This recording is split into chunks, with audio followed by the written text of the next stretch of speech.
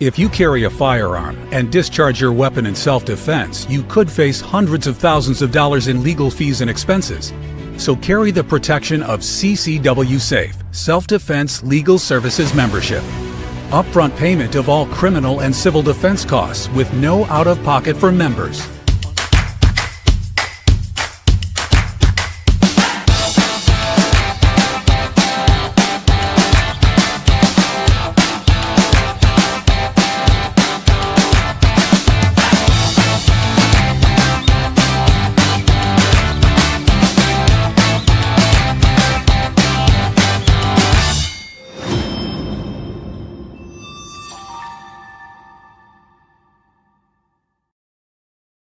Are back. I'm Chris Evan, the CEO of Survival Dispatch, joined tonight by my good friend Jeff MD, 26-year CIA case officer, author extraordinaire, affectionately known as 007. We do not have Randy with us tonight because he's under the weather, so we hope he feels better soon. So we figured we better get somebody on the podcast who's at ground zero in Minneapolis to be exact. And we've got he's a new daycare owner. He just opened a new daycare there. What was the funding at, Jeff, again? Was it 20 million or something like that he got for his new daycare? Government grant. Yeah, government grant for his new daycare. He looks kind of familiar, to be honest with you. Khalid from Khalid's Daycare in Minneapolis is now with us. Imagine that. That is congratulations. Congratulations. I mean, you got a couple million you could lend the rest of us poor guys. When does the Bentley get delivered? I figured everybody else was getting into the daycare game, so we figured we open a BFE center there. Did you buy a pair of glasses like that other Somalian who's got the fancy schmancy $100 glasses? Man, we're just the little people now, Jeff. I mean, we've got the rich and famous have now joined us. So, anyway, with that being said, tonight we are not covering the Long War. We're going to resume the Long War series on Monday, just because there is so much craziness going on in the country right now. I was saying before we went live, I'm pretty confident that years from now they're going to say this is how the second Civil War kicked off. And I feel like we're not on the edge of Civil War. We're into Civil War. And if you view some of the posts that have been made by people today, there's a lot of people telling us exactly who they are and what they plan on doing. So we're going to do a sit rep, the Command 11 sit rep, which really focuses on a bunch of crazy people, okay? Basically showing that we're in Civil War 2.0. Then for the main topic, we are going to cover 5 main categories of prepping, what you need to do right now if you have not done it already. I have a bunch of different products here to show you. We don't sell products. I'm not giving you affiliate links or anything like that. It'll just be tangible examples of stuff that we've tested and that we recommend. And then at the end, because we're being respectful of Jeff's timeline and having dinner with his wife, Khalid and I are going to resurrect the old chapter 3 tonight with more insanity that's been going on in the past, let's say, 48 hours. So with that being said, let's get into the conflicted question. We will answer this with Jeff when his time is done. And then Khalid and I will move into chapter 3 after that. We got a lot of stuff lined up. So tonight's conflicted question. Morgan's neighbors turned against one another when food and water started running low. Whoever had more than the rest was targeted for redistribution. If you were in Morgan's situation, what advice would you give your neighbors about their behavior? In an emergency situation, should people with more supplies give up what they have to satisfy the needs of those around them? Thankfully, we have Jeff, the encyclopedia, with us tonight. This has actually happened before, hasn't it, Jeff? Where the authorities have come around and said you have to share what you have with others because we're in a disaster. Yeah, it has. In a lot of places around the world, when there's flood, famine, whatever, people who were planning ahead government came in and took their stuff just because they could. And even if you look at in the Depression, what they did is they would come in and, like potato farmers in particular, what they did is they took their crops, they paid them a nominal amount for it, and then you'll love this. They took them out in the ocean and dumped them in the ocean. What? Because, yeah, they were trying to do price supports.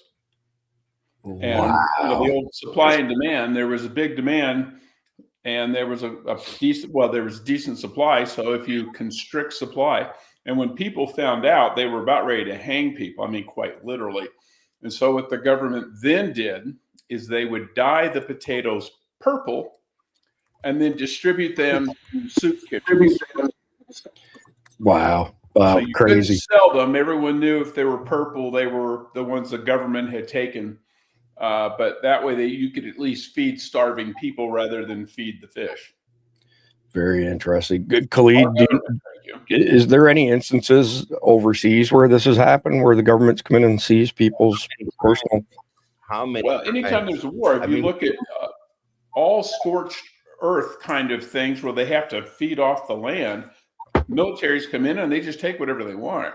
And then if you look at World War II, the Germans were doing that to the Russians. So what the Russians did, they just burned everything. That's where the scorched earth policy comes in. And the ones who get screwed are the civilians. It's their food. They grew it. And so to keep the Germans from stealing it, the communists burned it. Wow. So if you're just a farmer trying to survive with your family, you're screwed coming and going. Wow. Yeah. Khalid, did you want to weigh in before we go to the first item in the sit rep? Yeah. We've got a clean example. 1998, when Nawaz Sharif was prime minister of Pakistan, the dollar was out of control in terms of how fast the rupee was falling.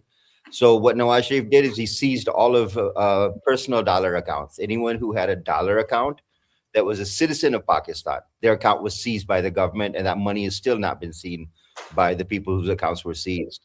That's the most real example I can give you. Is they literally took our money. Wow. Well, I think Argentina did the same thing. That rings a bell. But also, what California is proposing, we need more money. We're going to go, anybody who's rich, we're just going to take 5%, not a 5%, income tax, 5% wealth tax. Everything you own, they get 5%. Real estate, stocks, bonds, anything. That's just brutal. And that's why the founder of Google just left California. Right. All right. Well, let's get California. Let's get into the insanity in the sit rep. And I mean, we could be here all night and all day covering this insanity. And there's a reason that I'm playing more of this on top of what I played last night. I'm telling you, when you listen to these people, you have to trust they are who they say they are. They want us dead. Civil War 2.0 has kicked off. So from Andy No, I've unmasked a trans Portland Antifa member who is stalking Nick Sordor outside of ICE Gov, their building, and is threatening to kill Trump supporters. The man's name is Sean Michael Bitgood, May 1982. He has changed his name to Jennifer Michelle Bitgood, and now Freda Jode Bitgood. He was or is a healthcare worker at Providence Hospital. He's been accused of rape. So some pictures of this thing. So here's a post from him. Assume all you mega hat assholes will be gone, and I will eliminate all of you. I now know where every single one of you live, especially Tommy Boy. And next one, there's going to be profanity tonight. It's not necessarily from us, but from the stuff we're covering. And this thing says, fuck Trump, fuck Netanyahu. I'm a 43-year-old healthcare worker. Nutcase. And Nick Sordor posted this video of Charlie Kirk's young daughter sees a banner for her dad while pulling into TPUSA HQ and reacts with joy. I see daddy. Keep praying for the kids. And this piece of shit replies, Charlie squirts whole family should be wiped out along with you and yours. Wow. Like, wow. Khalid, I'll pass that one off to you first. What we're seeing right now in the U.S. is literally every cockroach that exists in society coming out of the woodwork. The goal right now is to push the United States to civil war. New York, California, Minnesota, Michigan, Illinois, these are all going to be battleground states, and they're going to be battleground states from literally warfare point of view. The problem here is that where we're headed right now, turning back from this is going to take a lot of force. I mean, we've seen it here in Pakistan when we've had unrest here, and we still haven't recovered from it. We're 10 years into fighting terrorism in Pakistan, and we still can't recover because we've got groups aligned with the terror groups. We've got groups aligned with political parties to support the terror groups. We've got groups aligned with the religious parties to support the terror groups. And coming back from this is very difficult. And your leftists and your woke radicals are literally the first step before those domestic terrorists and the foreign terrorists start coming out of the woodwork. Wow. Yeah, no good news there at all. Your thoughts on that mentally ill tranny threatening to kill kids? Well, I mean, the fact that they're a tranny, they're mentally ill. Correct. So it's not a big leap to go for. They're committing violence against their own bodies, for crying out loud. What do you think is going to slow them down to do it to somebody else? I mean, they cut off their own genitalia. These people are freaking insane. They shouldn't be out on the streets. They need to be in mental hospitals because they are insane. As I said today, I put a post out and it just said, okay, if a man thinks he's Napoleon, he's crazy. Okay. If a man thinks he's Josephine, he's just gender fluid. It's absurd. These people are freaking nuts. So up until 2018, even the hardcore woke left-wing World Health Organization listed transgender stuff as being a mental illness. There's apparently a big difference though between the men who think they're women and the women who think they're men. There's been a couple studies done, and virtually not 100%, but there's always outliers, but almost 100% of men who think they're women are suffering from a mental illness called autogynephilia. And in a nutshell, it means they get off dressing up as women. It's just a twisted deal. So here we go, another one. And again, we're building the narrative so that for those of you who have not been catching up on the news the past couple of days can see just how bad it is. Leftist appears to threaten to kill ICE agents and post video doing target practice.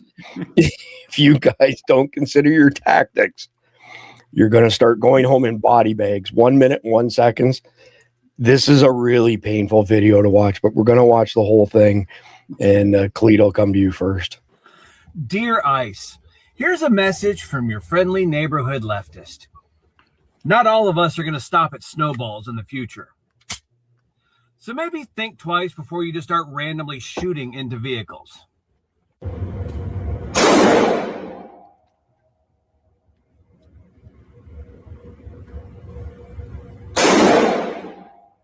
I don't even think my shot timer goes that high.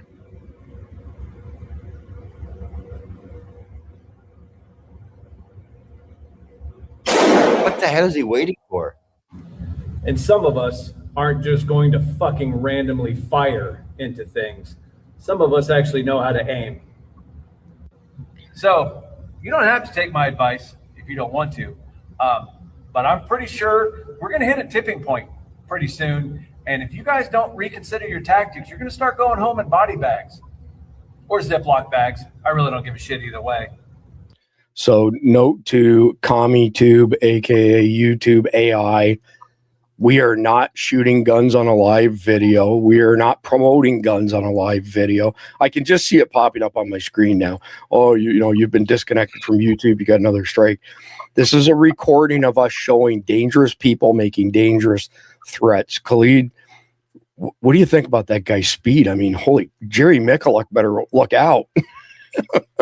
I think it's great. I mean, the first shot gives away his location. The second, by the time he takes the second shot, we've already put him down. I mean, are you kidding? The amount of time it took him to take that second shot, he'd already have a bullet in his head. It'd be game over. I don't know what he's trying to prove, because he took 3 shots, and when you look at that target, there's about 7 bullets. There's 7 marks in that silhouette. You took 3 shots. How did you put 7 bullets into that silhouette? Well, that's because he went over the 60-second short rule, right? So he had to edit it and cut it together, is my guess. That's unreal. That's quite the cyclic round. 7 rounds per minute. Yeah, I actually commented on this when I saw it on YouTube today, or on Facebook, because I was just saying, okay, you're in an air-conditioned indoor gun range. Why is it taking you so long to shoot? You know, so I said, you know, your grandmother would shoot faster than that. The other thing is, look at his optics. He's got like a scope. Okay, what are you shooting at? Like 30 feet maximum? I wouldn't be surprised if that target behind him was the distance it was when he shot. So it's like, this guy is a poser, big time poser. And I said, you know, by the time you got the second shot off, someone would have shot you 10 times. And so that's an LPVO. I can't make out the brand. So low power variable optic, but each to their own. But that is not the way to hold a rifle steady in AR, by grabbing the mag well.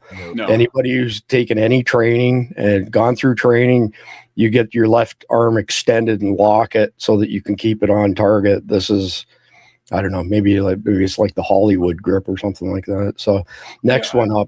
Well, I was just saying, I've got ARs, and when I shoot, I'm using just an unmagnified red dot, and I'm doing that at 100 yards. Easily. You know, and this guy is shooting in a freaking hallway. Yeah, easily. So the insanity just keeps stepping up through the sit rep, by the way. So who's responsible for this? Jacob Frey, Tim Walls, Keith Ellison, Ilhan Omar, Tina Smith, Amy Klobuchar, Star Tribune, and mainstream media. 48 seconds. By the way, I want everybody to have a close look at her. She clearly has this eye condition from taking SSRIs, which supposedly they bill it as reducing mental anxiety and stress and blah, blah, blah, when in reality it amplifies it. So I've come up with a new name for this, by the way. So everybody's heard of the 1,000-yard stare. This I am now referring to as the 1,000 milligram stare. So once you hit 1,000 milligrams of SSRIs, you become possessed by demons and you get this soulless look in your eyes. Wait till you listen to this unit. 48 seconds. Get the fuck out of Minnesota, ICE. Do you hear me? Get the fuck out of Minnesota. This is actually, so disturbing. Shooting a white gal in the head. And they're lying about it. She was not trying to run them over. So ICE, get the fuck, and I mean get the fuck out of Minnesota now. Trump, you can go bye-bye too now. I've had it. I do not want to live in this country like this. Good. We don't want you to live here either, sister. Enough is enough. ICE, get the fuck out now. Well, Clede, how would you diagnose her condition?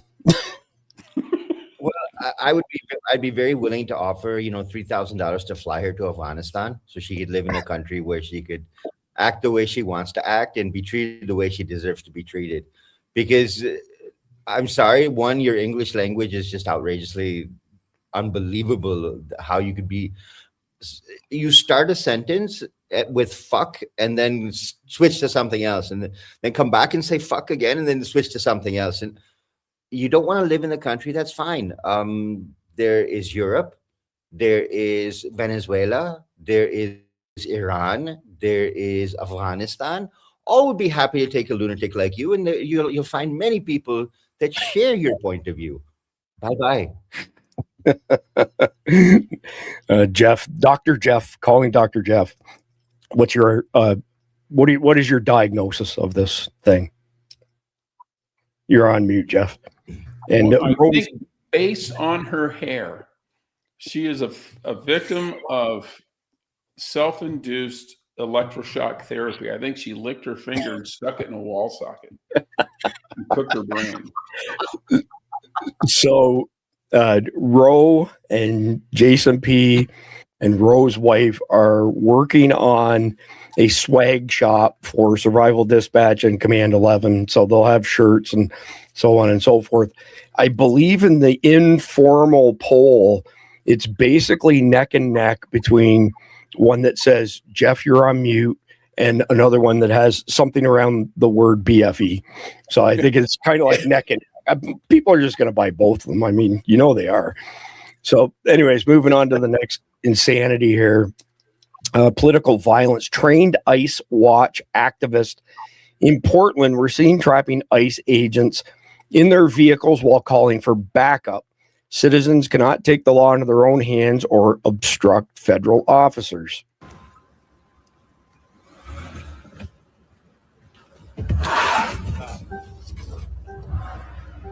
We can play. My car's bigger than yours.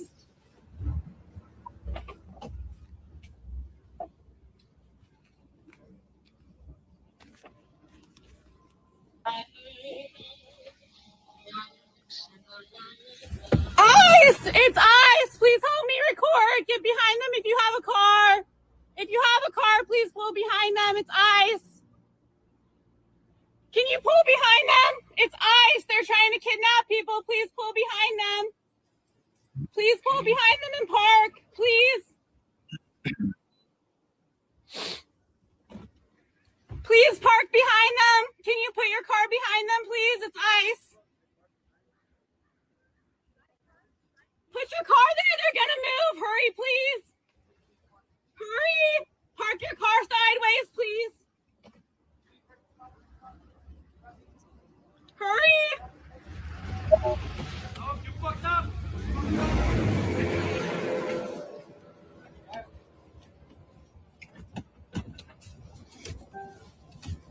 Dumb bitches. You're not going anywhere.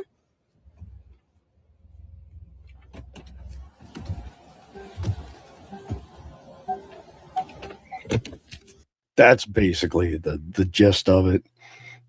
Khalid, if this were to happen in, let's say, Pakistan, for example, what would the consequences be? Well, one, that's not how a kidnapping is done. I mean, when you're doing a kidnapping, you don't get that much time to start screaming and yelling, going, "Oh, get a car behind them! Get a car behind them!" Car pulls up, they pull you out of the car, they throw you in the van, and you're gone. That's it. It's game over. The whole fact of that whole interchange was so manufactured that it's the beginning of a Hollywood script. That, oh, can you park a car behind them? Can you park a car behind? It's ice. Are you kidding? If they're trying to kidnap you, if they're going to shoot you, they would have shot you with "it's ice." That would have been the bullet right there, and you wouldn't have gotten another word out.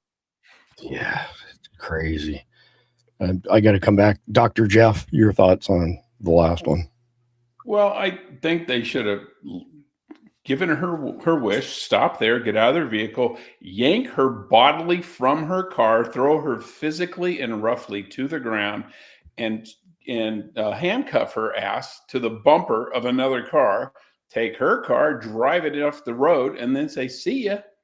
Or better yet, arrest her ass and impound her car. So would that be a CFE? Instead of a battlefield execution, it's a car in the field execution. Well, maybe. it could be, yeah. Something along those lines. Yeah, all right. That's got to be a CFK, a car fucking kidnapping. There you go. I see another T-shirt in the works here. T-shirts, hats, and coffee mugs. So this nutcase here, by the way, check it out.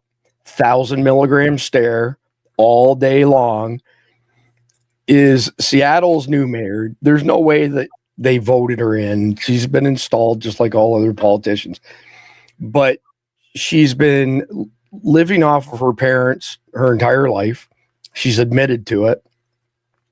And now she says that she's declaring war on ICE agents. She's advising her followers to sign up for ICE mobilization alerts in order to report and track the movement of federal ICE agents.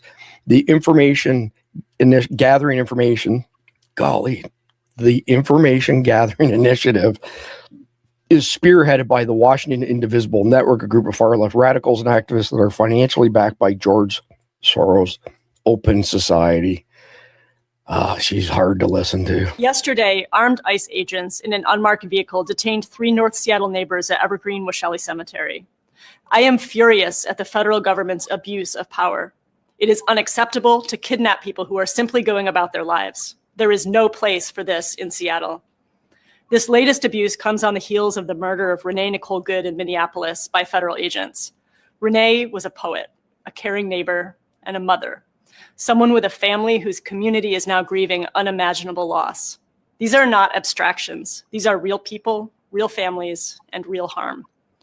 I know many people in our community are frightened and outraged about the way ICE and other federal enforcement agencies are being deliberately deployed across the country to intimidate and harm our communities. I am heartbroken and outraged too. This moment demands action. Here's what we're doing. Seattle is a welcoming city. We already have laws in place that forbid our local police from aiding ICE in most instances. The police will adhere to these laws. That's an important step. But it's also true that we have limited authority with regard to the actions of federal agencies. And I know that our existing laws are not enough to keep people safe. So I'm working with Police Chief Barnes, City Attorney Evans, immigrant rights groups, and local leaders to identify every possible legal argument, public resource, and creative tool we can use to keep the people of Seattle safe. This will take all of us. I urge you to sign up for the Washington for All ICE mobilization alerts. And don't stop there. I encourage you to raise your voices and demand that every elected official does what they can to actually protect the people who make our neighborhoods home. This is a scary situation, and situations like this are when we show ourselves who we are and what we believe. Here in Seattle, we practice solidarity. Everyone should be safe in their homes, in their workplaces, and in their... Khalid, can you decipher what exactly she was saying there? Yeah, last time I heard the word practice solidarity was Lech Walesa in Poland. And we know how that started. Right. First off, my advice to the administration, any state, any city that is saying that they will not cooperate with federal laws, cut off all federal funding. So let's see them run their state without that federal money. Number two, it's not kidnapping when you're an illegal. That's called an arrest. If you're going to protect them, then you are collaborating with an illegal. You are providing safe haven to an illegal. You are also violating the law. Again, that's not a kidnapping. That's an arrest. So let's get our language right. We want to talk about laws. The law is that if you harbor an illegal, allow an illegal to enter the country and provide them with work, then that's against the law. That's against the federal law of immigration. I don't care if you're a sanctuary city. I don't care if you call yourself a blue state. I don't care if you want to pay them out of your own pocket. Taxpayer money should not be given to them. They should not be allowed to work in the United States. They should not be allowed to put tents up in major cities anywhere in the United States because, again, they are illegals. That's against the law. So if we're going to talk about laws like this, the mayor of Seattle wants to talk about, the first law you're violating is allowing illegals into your city. That's the first law. And they're not kidnapping them. They're arresting them. Amen. Very well said, Khalid. Very well said. Dr. Jeff, get your diagnosis here. Well, at least you recognize where she says we have limited authority over federal officers. Actually, the word is zero. You have zero authority over federal. So, so at least she kind of recognizes she can't do a whole lot. But it's all talk. They can't take any action. They can't arrest them. They can't do anything. They don't cooperate now, so that's not going to change.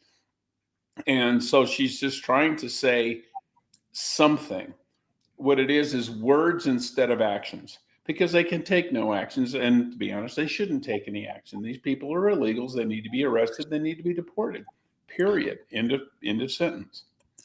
Jeff, do you know where this narrative started that entering the country illegally is just a civil infraction and it's not criminal? And of course, they always get corrected by, I saw Greg Bovino correct some, legislator in Minnesota. And Tom Holman does it. He quotes the federal statute that they violate. Right. So, but I think what they're trying to create a myth. And it's one of those, if you repeat a lie enough, it becomes the truth. Well, but this one, people are calling them on every time. Oh, it's not against the law. Yeah, it is. It's a freaking federal crime. It's not a civil crime. You're not going to get sued for entering the country illegally. You're going to be put in jail, go before a judge, and have your ass kicked out. And they need to skip the go before a judge thing. If you're an alien in this country and you do not have a visa or a green card, goodbye. Well, actually, I'm glad you mentioned that, Jeff. So I hear people screeching all the time, I want to see your warrant. I want to see your warrant. Don't need one. The ICE officer, CBP officer does not need a warrant when they are apprehending somebody that they reasonably believe is in the country illegally. Period. Full stop. Yeah. No warrant required.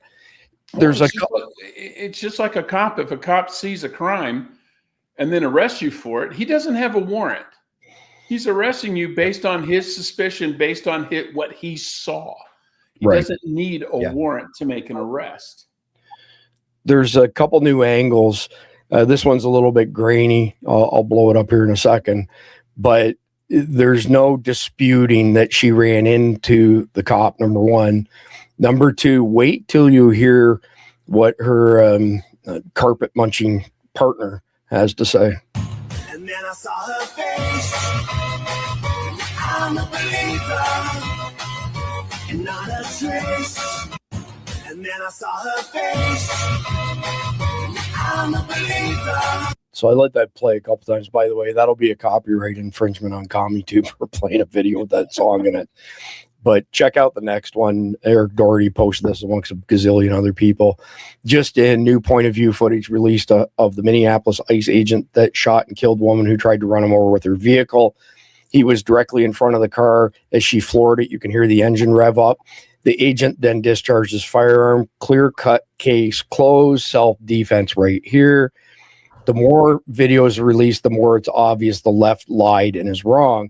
So this is her wife, and when she starts to accelerate, she says, "Drive, baby, drive." There's a couple people speculating that she might be charged. I don't know if it would stick or not, but it wouldn't hurt my feelings if it was. 57 seconds. Out of the ball.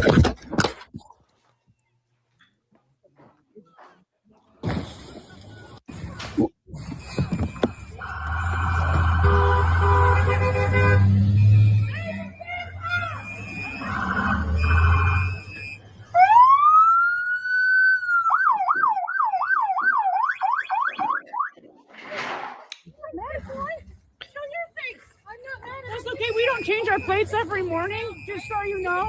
It'll be the same plate when you come talk to us later. That's fine. U.S. citizen, former citizen. You want to come at us? Listen. You want to come at us? I say go get yourself some lunch, big boy. Out of the car. Get out of the fucking car. Get out of the car. Whoa! Do you hear that? Drive, baby, drive. Right here. Get out of the car. Whoa!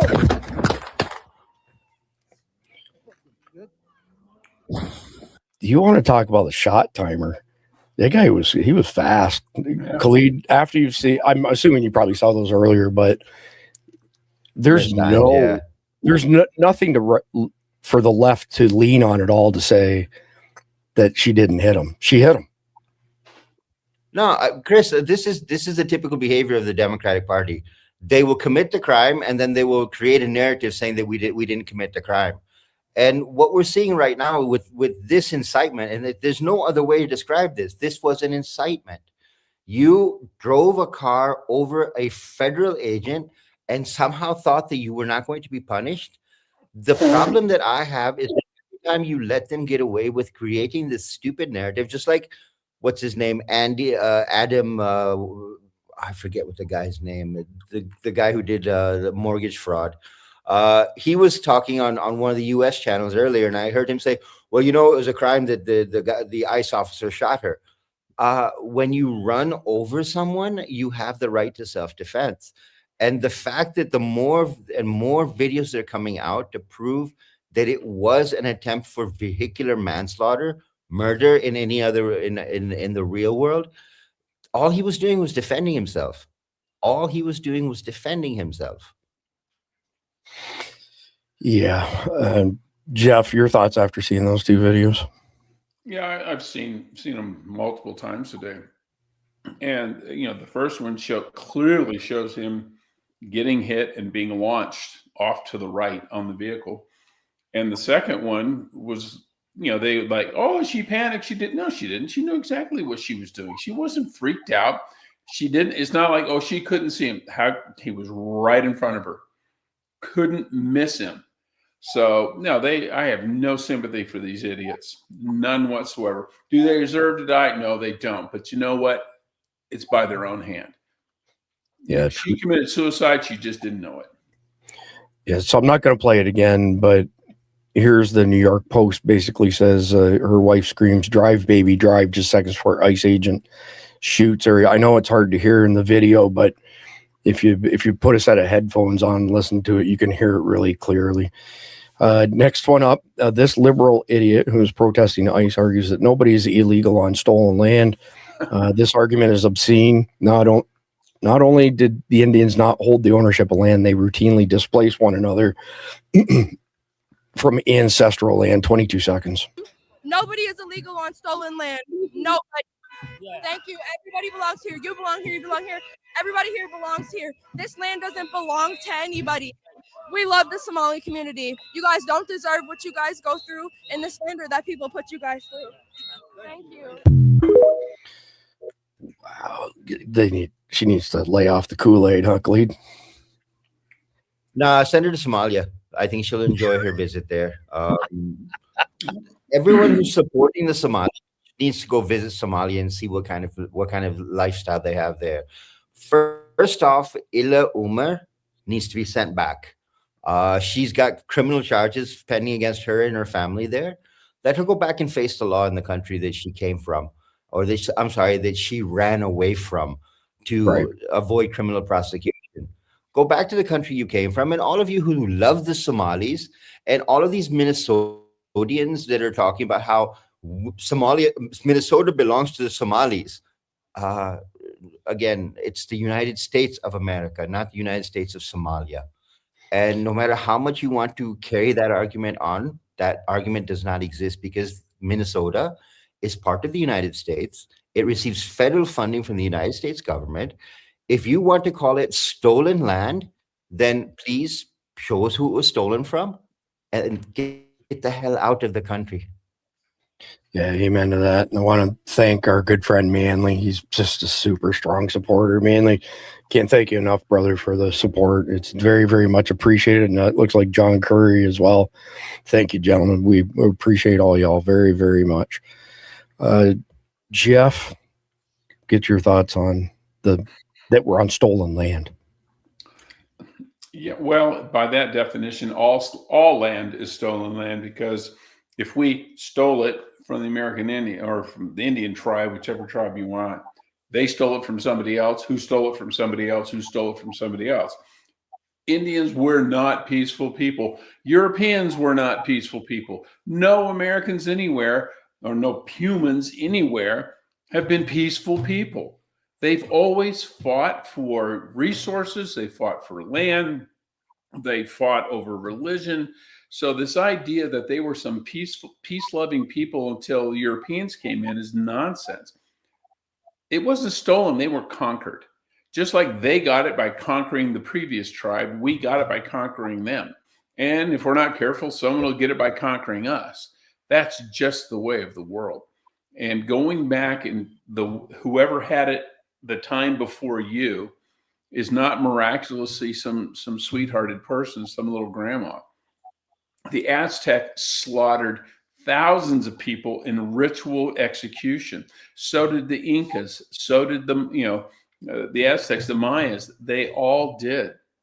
You've ever heard the phrase "counting coup"?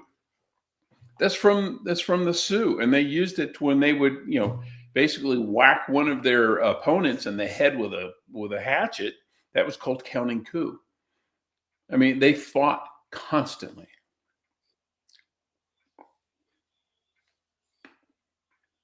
Chris, you're on mute. All right, that's the first. New t-shirt. One of them there. Philadelphia DEI sheriff says that federal agents are fake wannabe law enforcement. This you couldn't have more of a DEI official, number one. Number two, I'm trying to remember where it was in this video where she said, "You don't want this smoke." I'm not going to play 2 minutes and 51 seconds, but hopefully we encounter it. Good afternoon. I'm Rochelle Bilal, the sheriff for the city and county of Philadelphia. And I say her name, Renee Good. Renee Good. Renee Good. Renee Good. Renee Good. This should not have happened, but we're here today. Let know that law enforcement professionals, real ones, not the fake made up ICE, probably Trump's new army to attack citizens of the United States. Did you hear what I said? No law enforcement professional wears a mask. None. None. Those that come into our communities wearing a mask to commit crime, thank God for our district attorney, Larry Krasner, who said he's going to lock them up. And I'm saying now, we are not going to whisk you away for them to hide your identity, because when you do it there, you're getting arrested there. No whisk away for them to hide you. None of that here. None of that here. Law enforcement professionals do not shoot at moving vehicles. I'm not saying fleeing, because she wasn't fleeing. She was getting out of the way. Law enforcement professionals do not stand in front of moving vehicles invoking an action that is illegal. No, we don't. And so we stand here today with all those who stand against the made up fake, what you can call ICE, professional law enforcement. I don't call them none of that. I call them made up fake wannabe law enforcement, because what they do is against not only legal law, but the moral law. So I'm with the DA, and we will work with them. If any of them want to come in this city and commit a crime, you will not be able to hide. Nobody will whisk you off. You don't want this smoke. Yeah. Okay. Khalid, you don't want the smoke. Yeah. Okay. Couple questions. Number one, when police officers stand in front of a normal vehicle, her quote unquote real law enforcement, when they stand in front of a vehicle and aim their weapons at the driver and say, "Get out of the car, otherwise we will fire," are they not real law enforcement? They were shooting at her because she was trying to get out of the way. I think it's very clear from every video we've seen that she turned her vehicle to hit the ICE officer. And also a clarification to the sheriff there, ICE, Immigration Customs Enforcement. That is a law enforcement organization. That is not made up police. I don't like the narrative that's being created, because this is what was done with George Floyd. This is what was done when everything started to spin out of control, that all of a sudden the criminal was turned into the hero and the hero was turned into the criminal. And that never works out very well, because I will guarantee you that if anyone in Philadelphia County were to try and drive a car over a police officer, in her definition of law enforcement, that cop would pull a weapon and fire. He would not hesitate. I'd like to hear the answer there, because YouTube is full of videos where people have tried to run over police officers and police officers have fired. And when you're engaged in a high-speed chase, when someone is trying to get out of the way, that's also law enforcement. But your creation of a narrative to fit the story you want to weave is what's happening right now. And all that's going to happen is riots are going to escalate, unrest is going to escalate, and we're going to push very quickly towards a civil war. Yeah, well, like I said, I think in a number of years, let's call it 50 years, this will be looked back upon as the time that actually sparked the second Civil War. Before I go to Jeff, just a quick audience poll. For those of you who missed Khalid, put a 1 in the live chat, whatever platform you're on.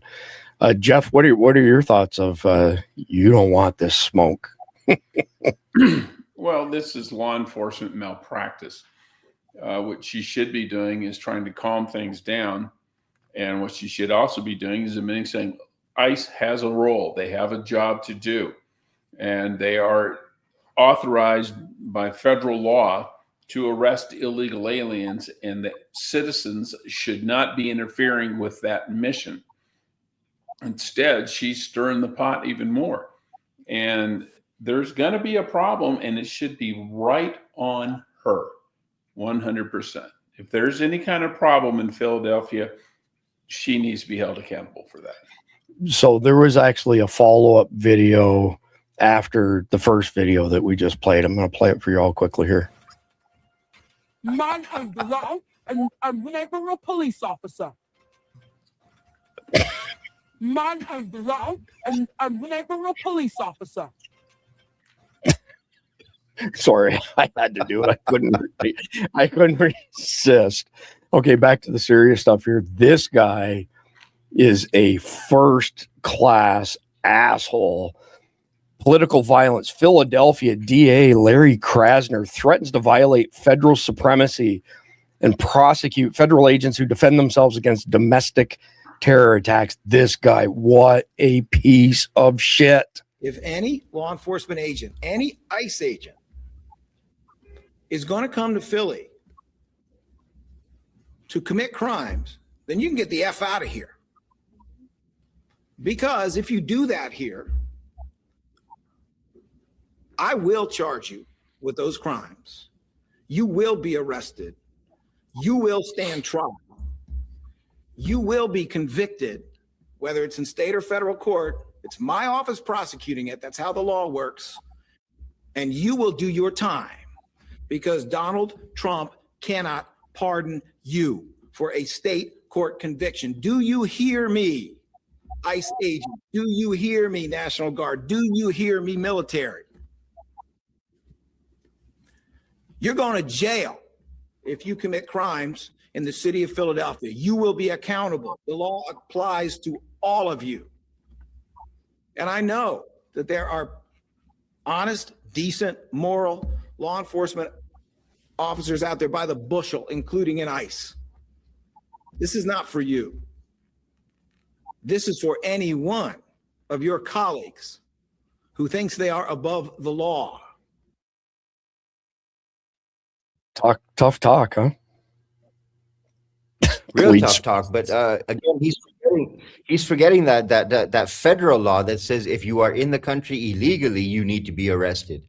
You are so pissed off at ICE agents, but you're not following the law that exists. And while you want to lecture Donald Trump about state law, if you arrest a federal officer for discharging his duty under federal law, you can be prosecuted by the federal courts and sent to jail. So let's see who wins that battle. Well, actually, I think there would be a more forceful solution to the problem. The Delta team would go in and pull him out just like Maduro. And they would drop a load in his pants. That's my assessment of things. Jeff, supremacy clause, maybe? Yeah, well, yeah, the supremacy clause. What he's saying technically is not true. If you're a nice agent and you rob a liquor store, they can arrest you, as well they should. But these guys are not breaking the law. They are not robbing liquor stores. They are arresting illegal aliens who should be arrested by law. They are defending themselves against violent people who are trying to, one, interfere with them doing their job, which is against the law, and then assaulting them with deadly weapons, which is also against the law, which also authorizes them to use deadly force to defend themselves, which is perfectly legal. So the only ones breaking laws here are the illegal aliens and the people interfering with ICE. And that DA needs to get off his lily white ass and arrest those people, not the ICE agents. This is like someone robbing a bank and you arrest the cop who shows up to investigate the crime. This is nonsense. This guy, again, legal malpractice. The guy's a moron. Yeah, totally. And if you want to hear just a quick funny anecdote, you may actually know this, Jeff. Our good friend Jeff Nicholas, who was a Night Stalker 160, 20 years basically in the Army, flying our spec ops guys in and out at night with night vision, who owns Compliant Technologies. Every single county around Philadelphia has Jeff's gloves. And if you get touched by the gloves, Jeff knows all about this as well. You're going down like a sack of potatoes in no time.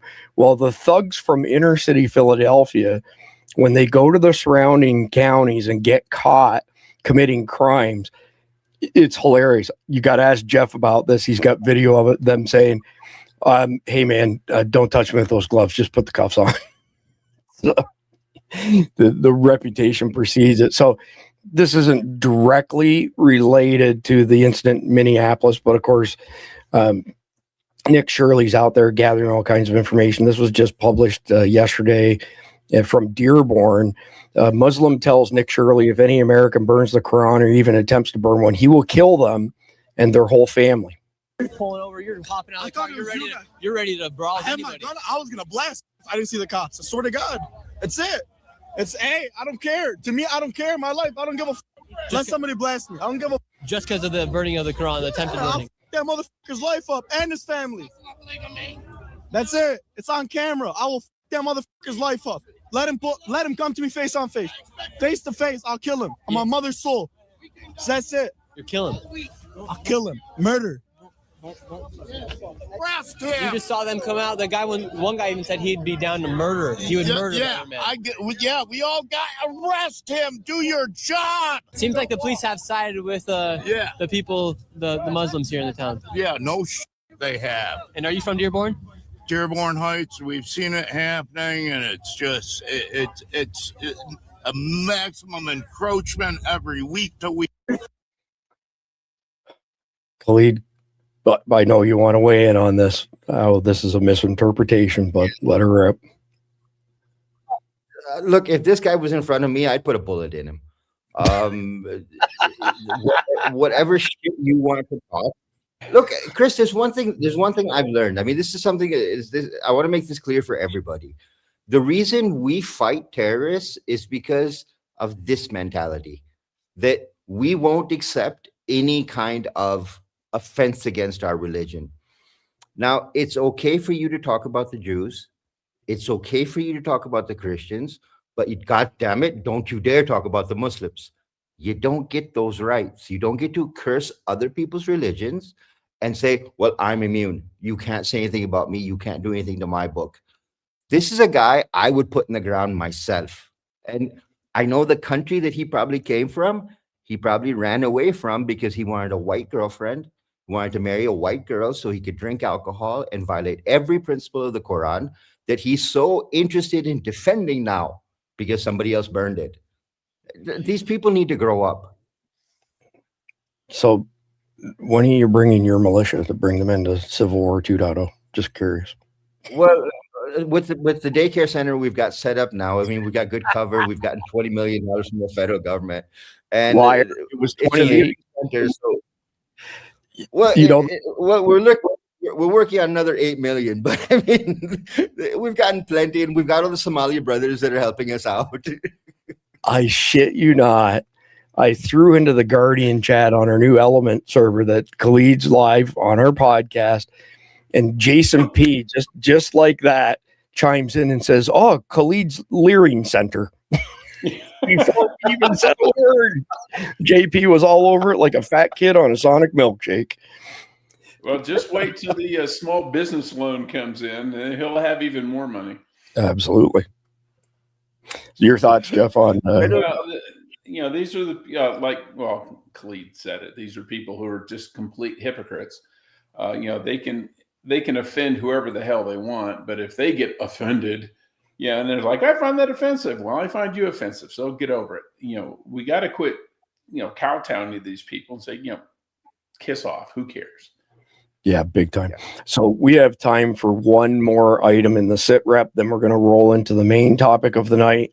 Then after we do the conflicted question, and Jeff leaves, Khalid and I are going to do an extended chapter 3. We have more insanity to bring y'all, but this is the last one of chapter 1.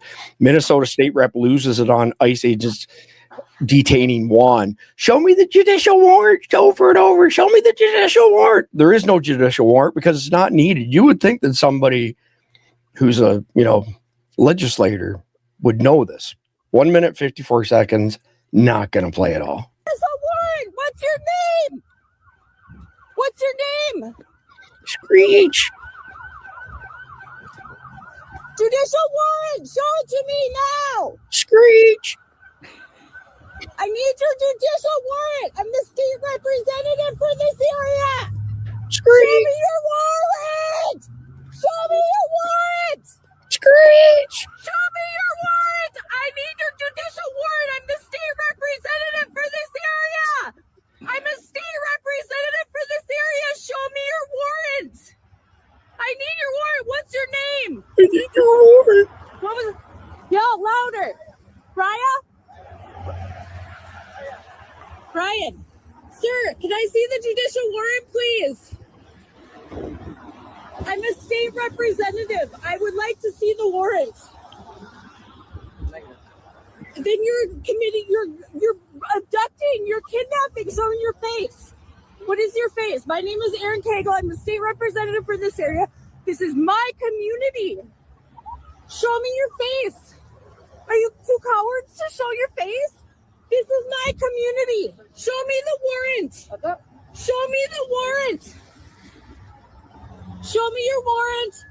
I'm a state representative. All right, that's enough screeching. I can't take any more of it.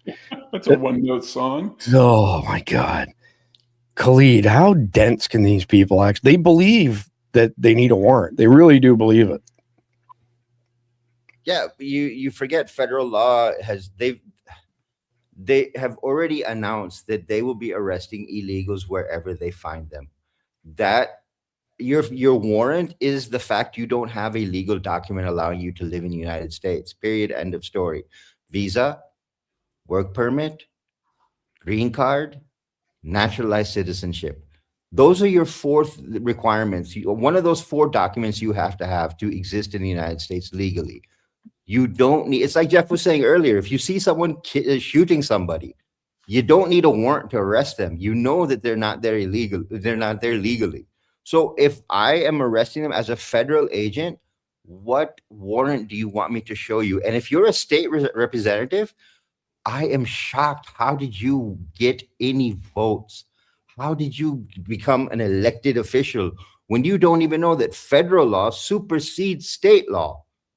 That's a basic. And anybody, you can do a quick search wherever you want and ask, does an ICE or CBP officer need a warrant to arrest somebody that they believe is in the country illegally? And the answer is no. No warrant required, period. Jeff? Well, again, this is like, a cop pulls you over, finds out you're drunk behind the wheel, and they arrest you for DUI. They don't have a warrant. They don't need a warrant. And we saw it when that woman got shot and you had some idiot, I'm a physician. Well, we're supposed to take your word for it. Who cares? I'm a state rep. Don't care. This has nothing to do with the state law. This is federal. Piss off. One, don't know if you're state rep. And even if I do know you're state rep, it doesn't give you some sort of special thing where show me your warrant. I would say, who in the hell are you? If anyone should be asking, I'd be the guy being arrested. And they say, I don't need a warrant. Or his lawyer, in which case the lawyer would probably know better and say, well, they actually don't need a warrant. But this entitlement that I'm an elected official, you have to do what I say. Well, guess what? You're not his elected official. You have no power over him whatsoever. You have no authority over him whatsoever. He doesn't have to do jack shit because you say so. And I would love for these guys to say, I don't work for you. Go away. Yeah. Yep. Yeah, good. That'd be a perfect retort, wouldn't it? So I'm going to move us over to the other stage here and kick off the main topic quickly. So we have 5 segments per usual for our main topic, and it all revolves around how to prepare now. I mean, it would be nice if everybody had prepared prior to now, like us, but we recognize a lot of people didn't realize just how much of a tinderbox we've been sitting on. I'm telling you right now, I would bet significant money in years to come. This week, this event will be looked upon as the beginning of Civil War 2.0. So I took all the regular prepping topics that we discuss and have been discussing for many, many years at Survival Dispatch and broke them up as such. Segment 1 is sustenance and resources. So first you have to secure a reliable supply of food and water to sustain life, of course. And as fast as you possibly can right now, you got to have a minimum of 3-month stockpile of calorie-dense, non-perishable items. So yes, Carnival, absolutely, and I'll talk a little bit more about that in a second. But if your budget isn't super high, I sympathize with you, but rice, beans, other types of cheaper freeze-dried meals. I mean, if you want to be running in tip-top shape, though, you definitely want Carnival. Wasatch Wagyu as well is a great choice to get protein. And yes, it doesn't have a 25-year shelf life like Carnival meat does, but it does last for a good 18 months and is by far the best jerky in the world. I have a pile of stuff beside me to show y'all, and I meant to bring in a can of Spam, and I completely forgot it. We have a ton of Spam. The fat in Spam are not trans fats. They're actually the healthy, good fats. So if you are on a budget, protein rules over everything else. Load up on a whole bunch of Spam if you can't afford Carnival and can't afford to supplement it with Wasatch Wagyu. But Spam is a great choice. So you're also going to want to complement your food preps with a way of purifying water, basically. And I have some stuff here that I'll show in a second when the boys come back on. You can get the chemical tablets. They're cheap. Aqua tabs, you throw them in the water. It takes out all the stuff that'll hurt you. And it tastes like ass. Like, it tastes absolutely terrible. So myself, that would be a last ditch sort of thing. Keep in mind, a lot of people will say, well, stock chlorine bleach and you can use that. You can in the first 6 months.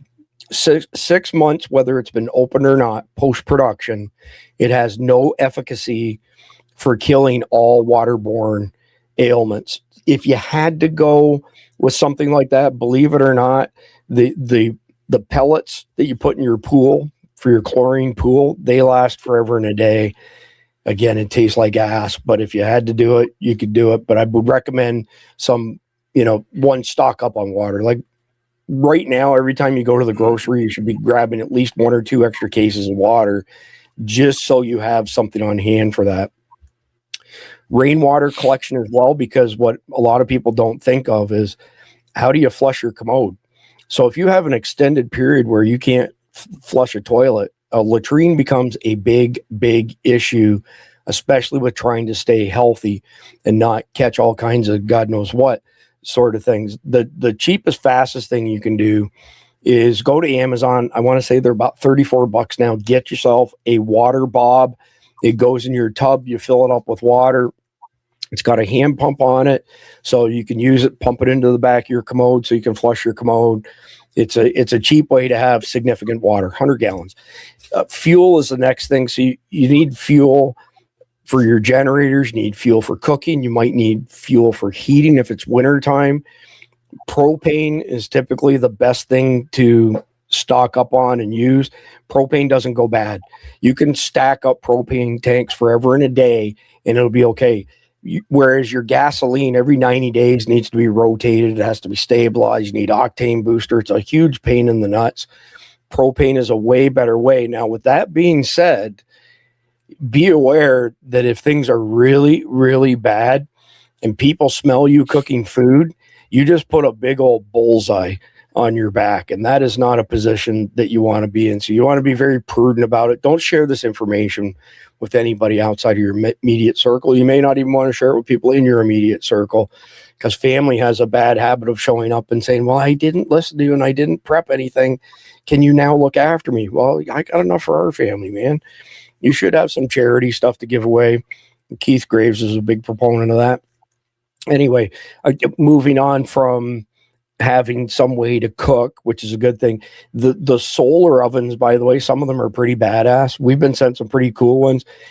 Denny Chapman and I, we would be doing, videos in Tomoka State Park, stuff like that. We would actually take one of those solar ovens with us and throw a bunch of hot dogs in them. They work extremely well here in Florida, especially during the summertime. Beyond that, you're going to want to have things like multi-tools. Here's a catch that I'll have the guys talk about in just a second. Is it's kind of considered best practice to have some seeds, and you want heirloom seeds, not the GMO modified stuff. But here's the thing. If you haven't started a garden before now, and at this time of the year, almost across the entire country, unless you go inside hydroponics, you're going to learn a lot of hard lessons. You don't just throw seeds in the ground, go, we're off to the races. It does not work that way. If you have the opportunity to get something started now, I would highly suggest that you do it, because every critter in the world is going to want to eat whatever it is you're growing outside. And ultimately, as far as sustenance and resources are concerned, you have to consider all of your vulnerabilities. So first and foremost, food, shelter, water, and check those boxes off by blending in your stockpiles, with practical stuff that doesn't put you way out of budget, so to speak. So with that being said, let me bring the boys back on stage here. And Khalid, I'm going to come to you first. I mean, no offense, you've said it many, many times. You live in a third world country. It's prepping there is not like prepping here at all. So explain what prepping looks like there versus here. For those of you who don't know, Khalid grew up in America, and he went back to Pakistan. Like, he was born in Pakistan, came here when he was a couple years old, was here throughout his entire, adolescence. So he's got perspective. He knows what it's like here in America, and he certainly knows what it's like in a third world country. I still got family in the States. My parents are still there. My sister's still there. I travel back and forth on a regular basis. But here's the thing. When you talk about a third world country, here you have to literally plan for the normal, because electricity goes out and it's gone for, even Chris knows, we've had a couple of broadcasts where I haven't had electricity. So I've had to hang out and wait until electricity came back so we come on air. The thing you have to understand is what we've learned in the third world, and especially at Command 11, because we're in the field a lot. We carry water, we find streams, we purify water, we boil it, we are looking for meat. There's a lot of things that we do, that everything we've been telling you for the past 4 or 5 months on, excuse me, on all of our episodes with you, is things that we do every day here. And it's because we do it here that we can relate them back to you. Having a garden is one of the most important things you can do, because when you run out of food, that's game over. And the garden you have to plant, like Chris said, that when you plant a garden, it is not just throw seeds in the ground. You've got to till, you've got to soften, you've got to fertilize, you've got to make sure that your gardens are laid out properly. You put companion vegetables next to companion vegetables, so one does not affect the other. There are so many things you need to be thinking about. And for all of our guardians that are in the chats, you all have access to my Proton Drive, where I'm uploading survival books and health books and gardening books and all kinds of things to help you understand what you need to do right now. So it's not like we're telling you things that we're not giving you information to get you ready with. The second thing is, when you look at water, if it's possible and you can somehow bore out a well of your own on your own property, figure out a way to do that. That way you've got an endless supply of water, and it's clean water that you can pull out, and you can use a motor and pull that out and drink that water, use it for your washrooms as well.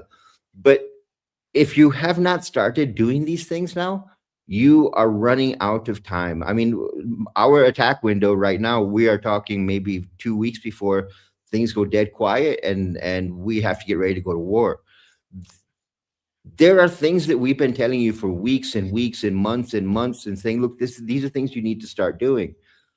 Living in a third world country is where you're headed right now, because if you look at the civil war that's going on, if you look at the incitement that's happening in the US, if you look at what plans are being made on how to attack the United States and where to attack the United States, they are looking to hit all of your supply points: logistics, food, electricity, cyber. Everything will be gone. And once it's gone and you have not prepared, if you have prepared, you're going to have a lot of people showing up at your door. If you have not prepared, you're up a creek without a paddle. That fecal matter that you're going to be swimming through is going to be very difficult to get through. So there's a lot of things you need to start looking at and start needing to understand, because you're running out of time now. Yeah, well said, Khalid. So, Jeff, I have some actually pretty specific questions for you. First and foremost, what is the one food item that you would prioritize for stockpiling for a family of 4? And in your opinion, why does it offer the best bang for the buck?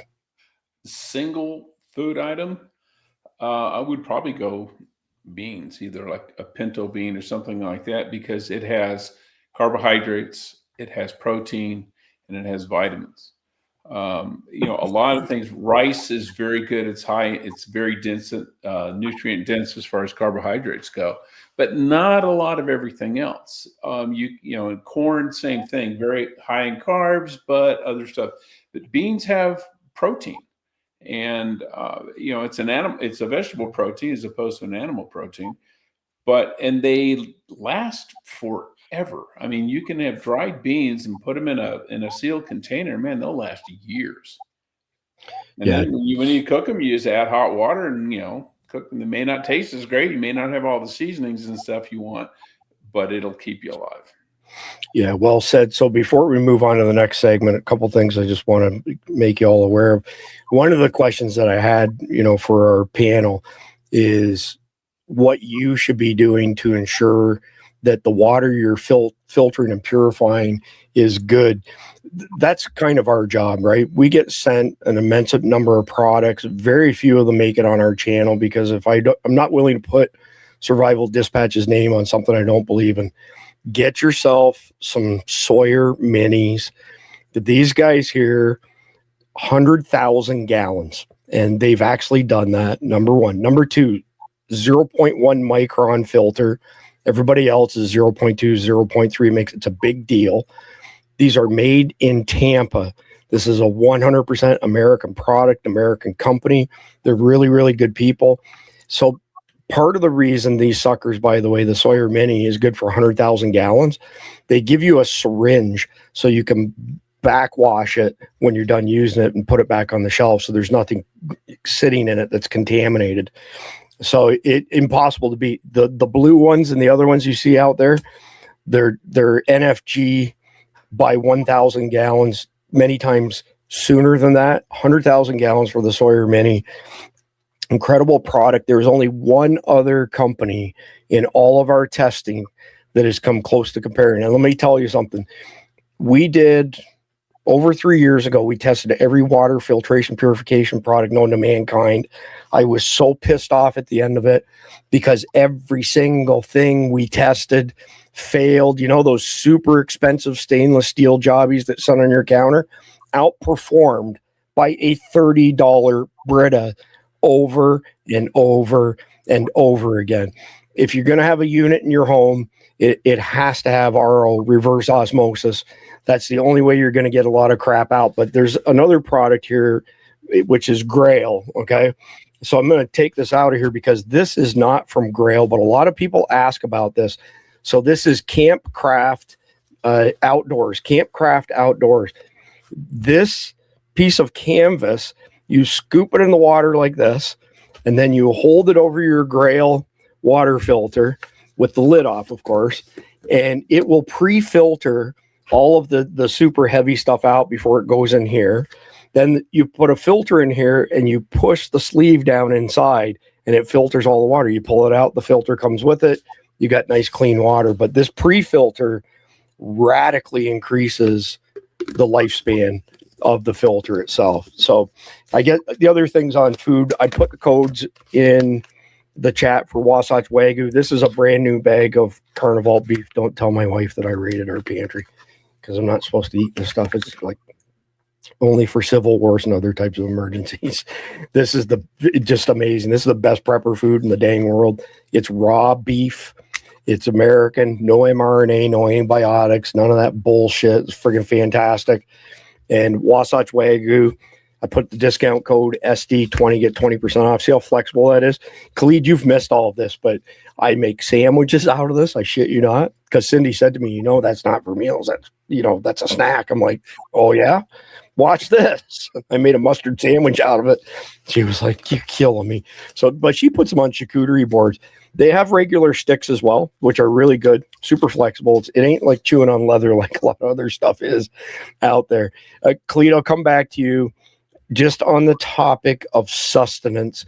Anything else that you want to add as far as cooking alternatives are concerned that are safe, other than I mentioned the solar ovens? But if you got any other advice, have you seen it over there where somebody's been cooking and it's like flies on shit?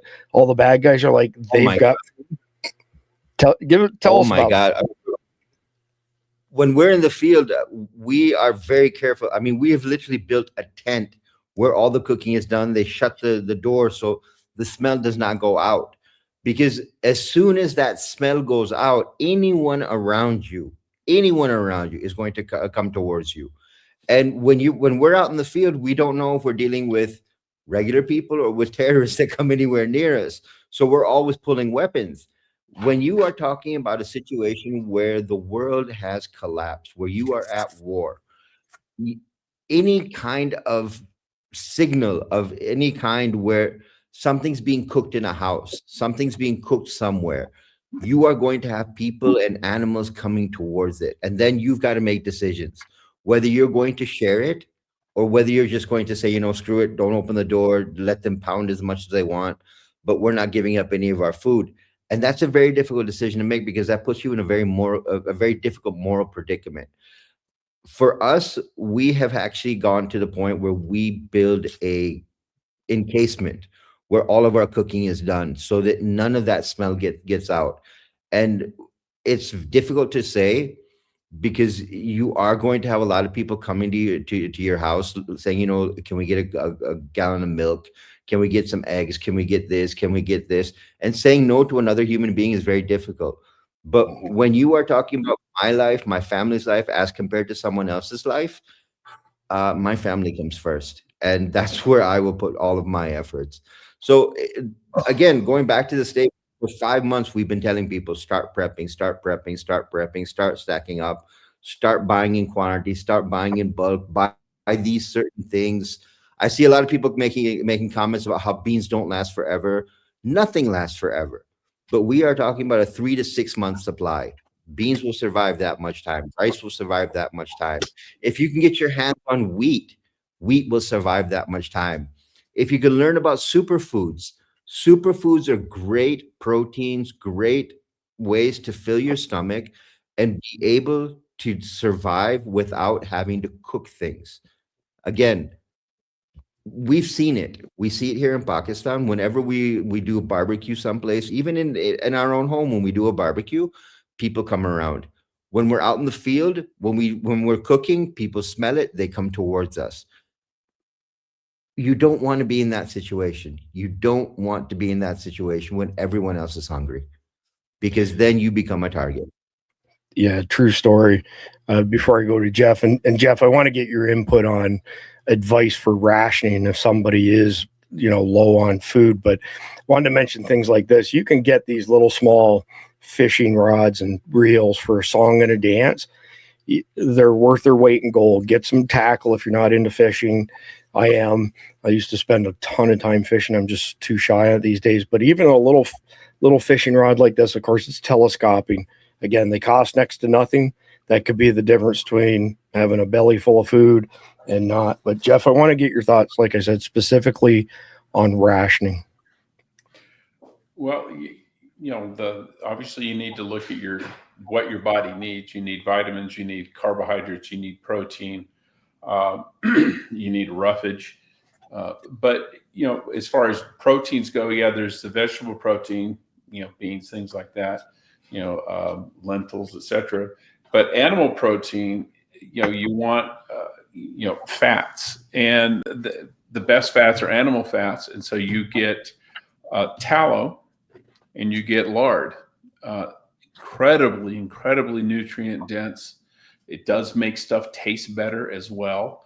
And it's a good fat. It's a healthy fat. But you mentioned spam, canned spam. Okay. You can get tins canned hams as well. They last a long time. Canned fish, look at tuna, cans of salmon. Those things, they also last a long time. And they have a lot of good healthy fats. They've got a lot of protein, and because they're basically cooked in the can, you can eat it cold.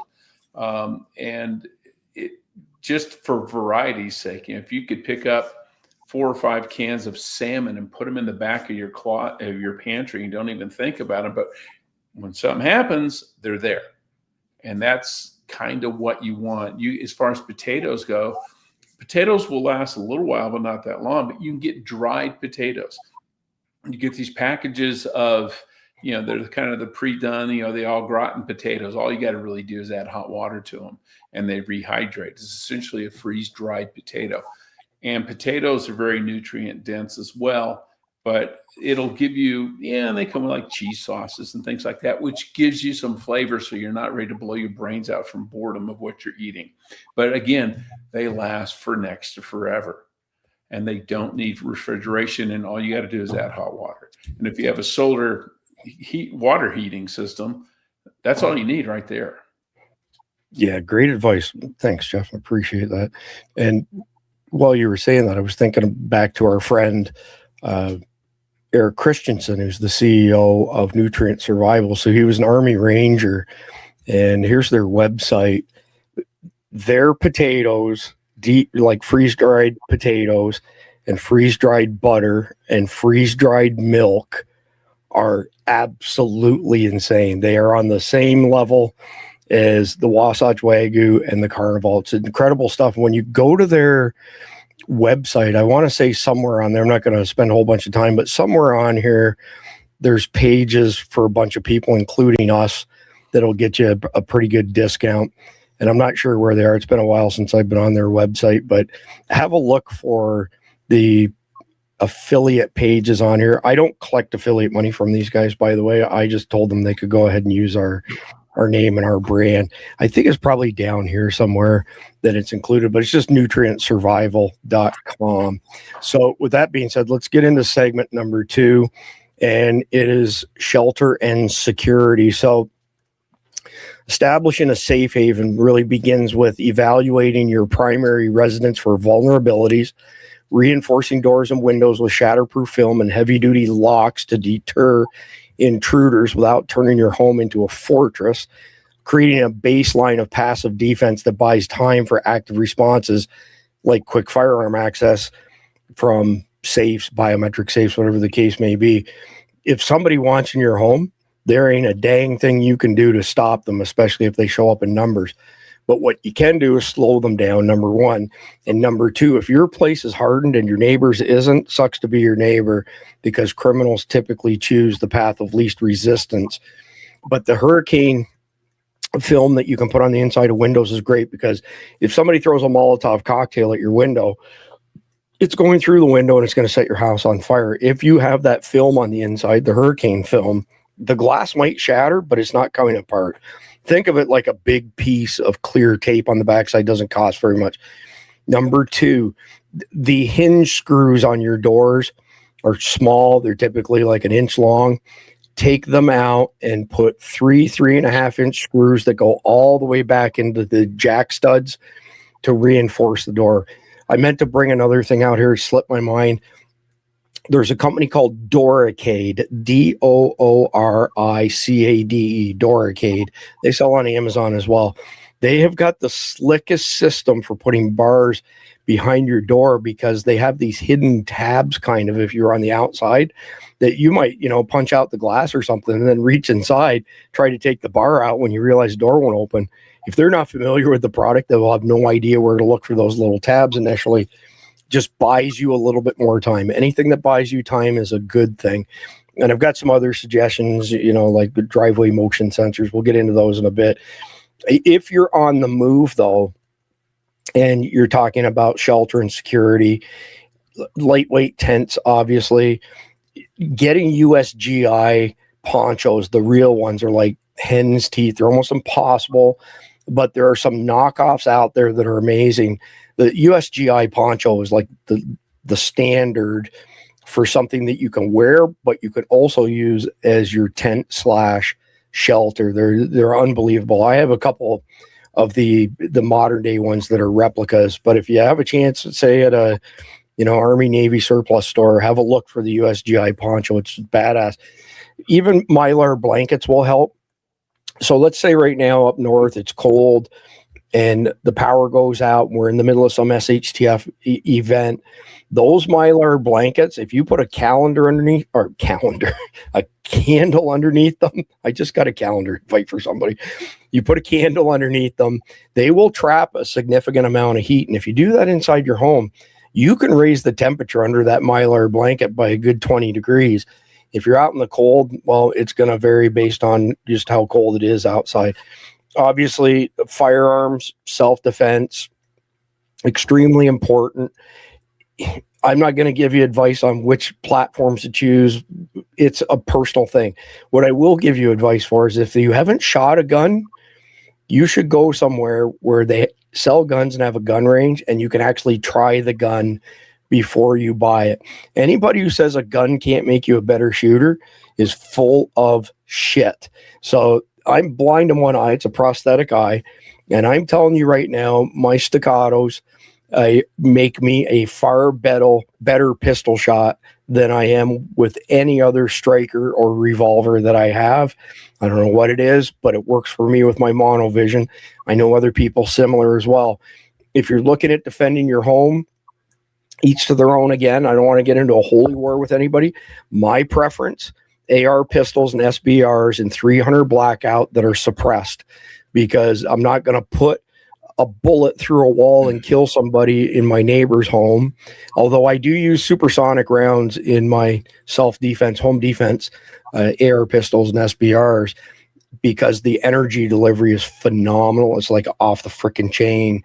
But instead of 500 foot-pounds of energy, let's say with a subsonic, you're talking 1,300 foot-pounds of energy. And if you have a good can on it, it's hearing safe. If anybody who shot a shotgun inside before without hearing protection will tell you that it's not just, it's going to, hurt your hearing. It's going to make you deaf. It ain't the decibels that counts. If you have an ignorant break on the end of a gun, you have a 12 gauge shotgun.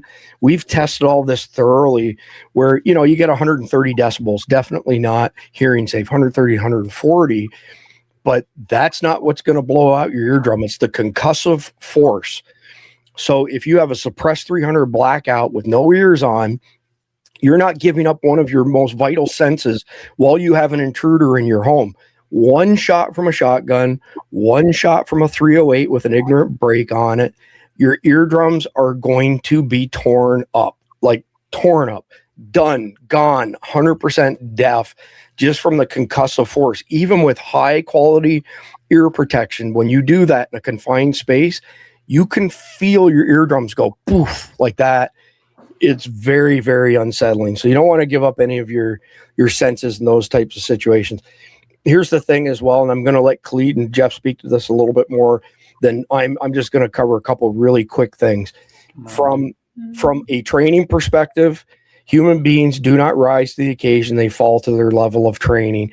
If you've never shot with an elevated heart rate while you're on the move, you will not hit the broadside of a barn.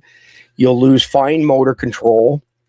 Just look up Lumberton, North Carolina, truck jacking, and you'll see a picture of a guy who steals an F-350 work truck with toolboxes down the side, a Good Samaritan, 5 feet away, takes 5 shots at point blank range. The door's open. The carjacker sitting right there, missed all 5 shots.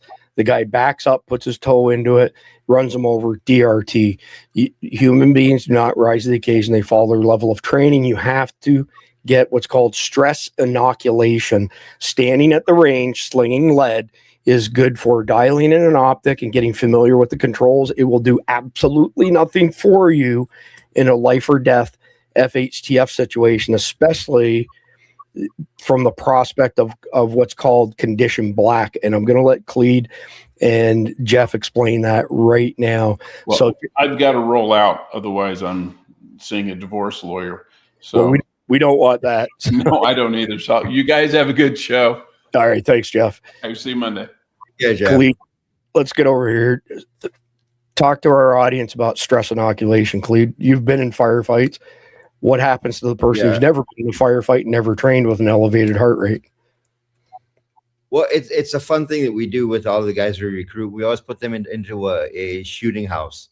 And what we find out is they have, no matter how much they think they're ballsy and they're able to hit every target in the world, the first time they go out and they feel that stress and they hear that crossfire coming across, they miss everything. The thing we've always done it with people is said, listen, we will wake you up in the middle of the night when you are half asleep and take you out into a shooting range and make you fire on target. We'll make you run and shoot. We will freeze your hands. We'll freeze your foot, and we'll make you get to that small motor skill ability so that you are able to operate at that speed. Chris knows we had an intruder try to come through our door one night. I was fully asleep in bed. I rolled over, literally heard the bang, rolled over, and put 3 bullets through the door in a perfect, in 2 to the chest and 1 to the head. And my guards came through the door going, "What the hell happened? Why did you fire?" That is something you have got to get to mentally. When you can mentally get to the point of being able to fire in any situation, at any point in time, at any state of mind, that is very important. Condition black means you freeze. When you freeze, you are dead. That's it. That's the end of the story. The problem that we have with most people is, I bought a gun, I'm safe. No. You have bought a gun, you are now armed. You are not safe. You are safe when you go to the range, when you fire, when you start doing moving targets, when you start doing things. And I go back to that video that we've shown a number of times of Taliban training on a motorcycle, one guy driving the motorcycle, another guy standing on the back of it and firing and hitting the target. That is the level of training that they are doing. We cannot say that, oh, I went to the range and I fired off, 100 rounds today. That's great. But when that guy comes through the door, you're not mentally ready for that guy coming through the door. And that's when your heart rate goes up and you freeze. When you freeze, that's it, game over. We always tell people, and one of the drills I run with my own guys is the Mozambique drill. You get 2 cartridges, one with 3 bullets, one with 2, and you got to fire downrange. When you fire downrange, you've got to put 3 on target, and then change your magazine, put the other magazine in, and then fire 2 more targets down on range within 30 seconds. When you can do that, you are ready for any kind of situation you come into. Yeah, very well said, Khalid. I would also add, there's other ways you can introduce stress. So Dave Kemp taught me this one, former SWAT team leader. And of course, I'm the crash test dummy here at Survival Dispatches. Put your hands in a bucket of ice for 60 seconds and then go run a drill like a Bill drill, Mozambique, whatever drill you want.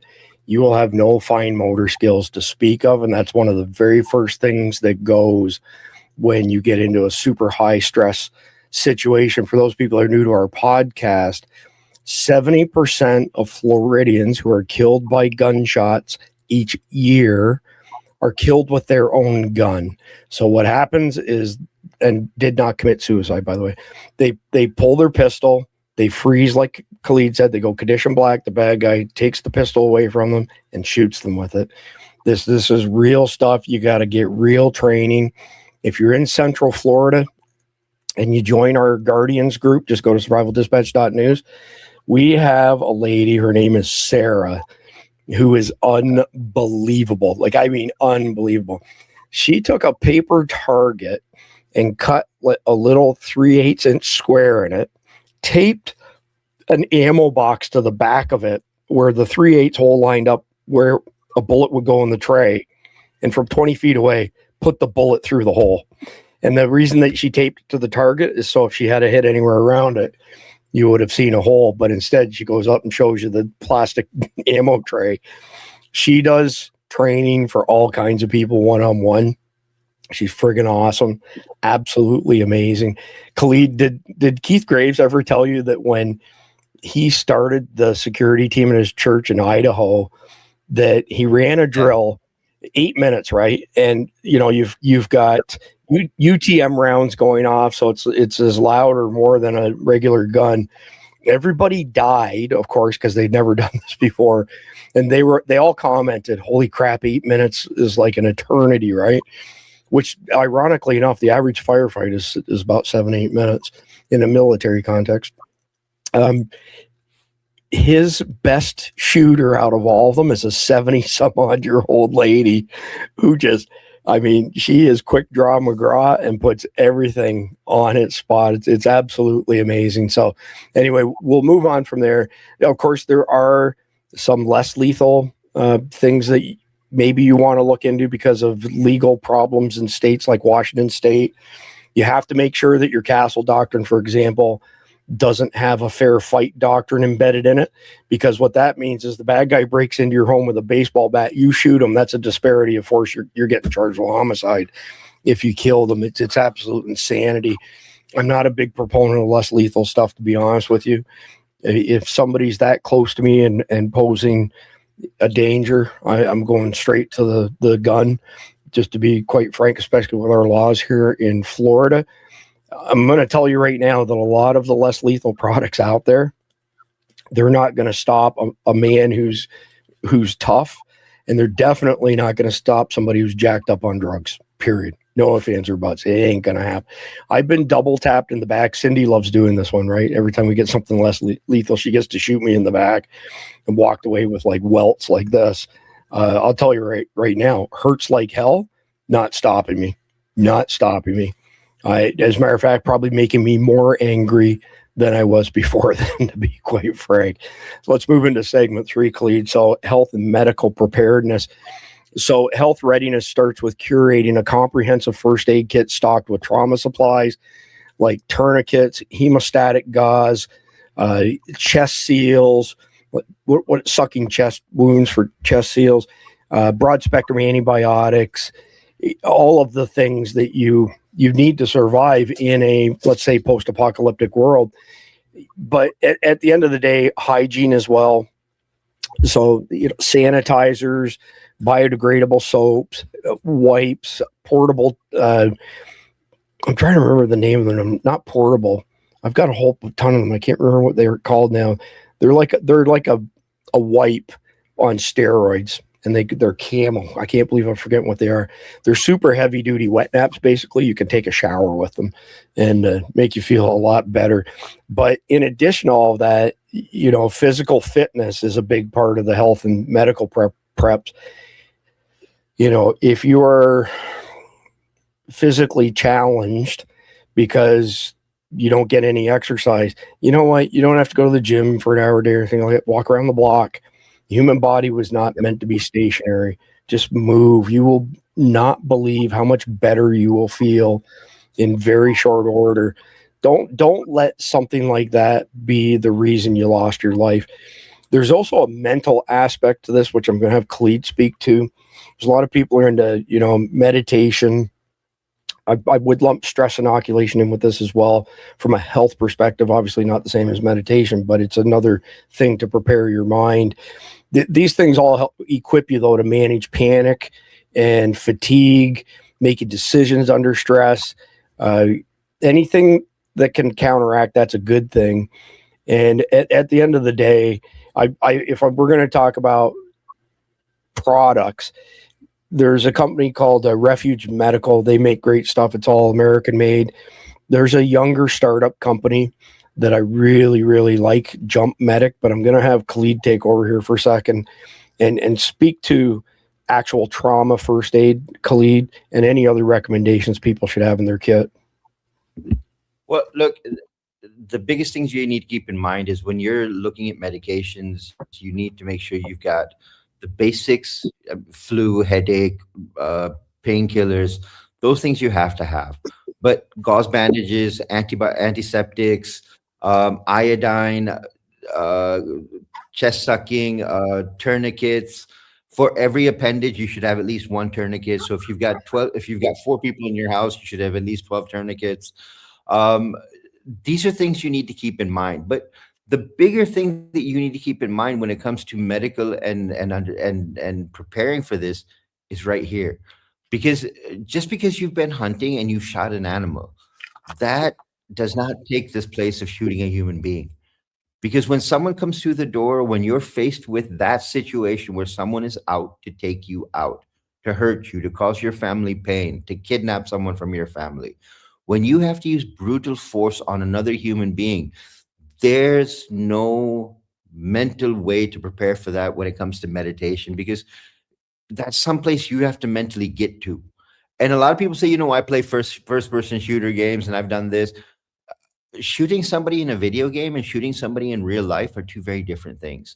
Because one, the guy in the video game is shooting at a screen at you. The guy in real life is shooting at you.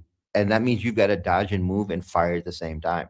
The second thing is when you're firing at somebody, when you take a life, that sticks here. I still remember the first person I killed. And that was 2007, when the first person I killed.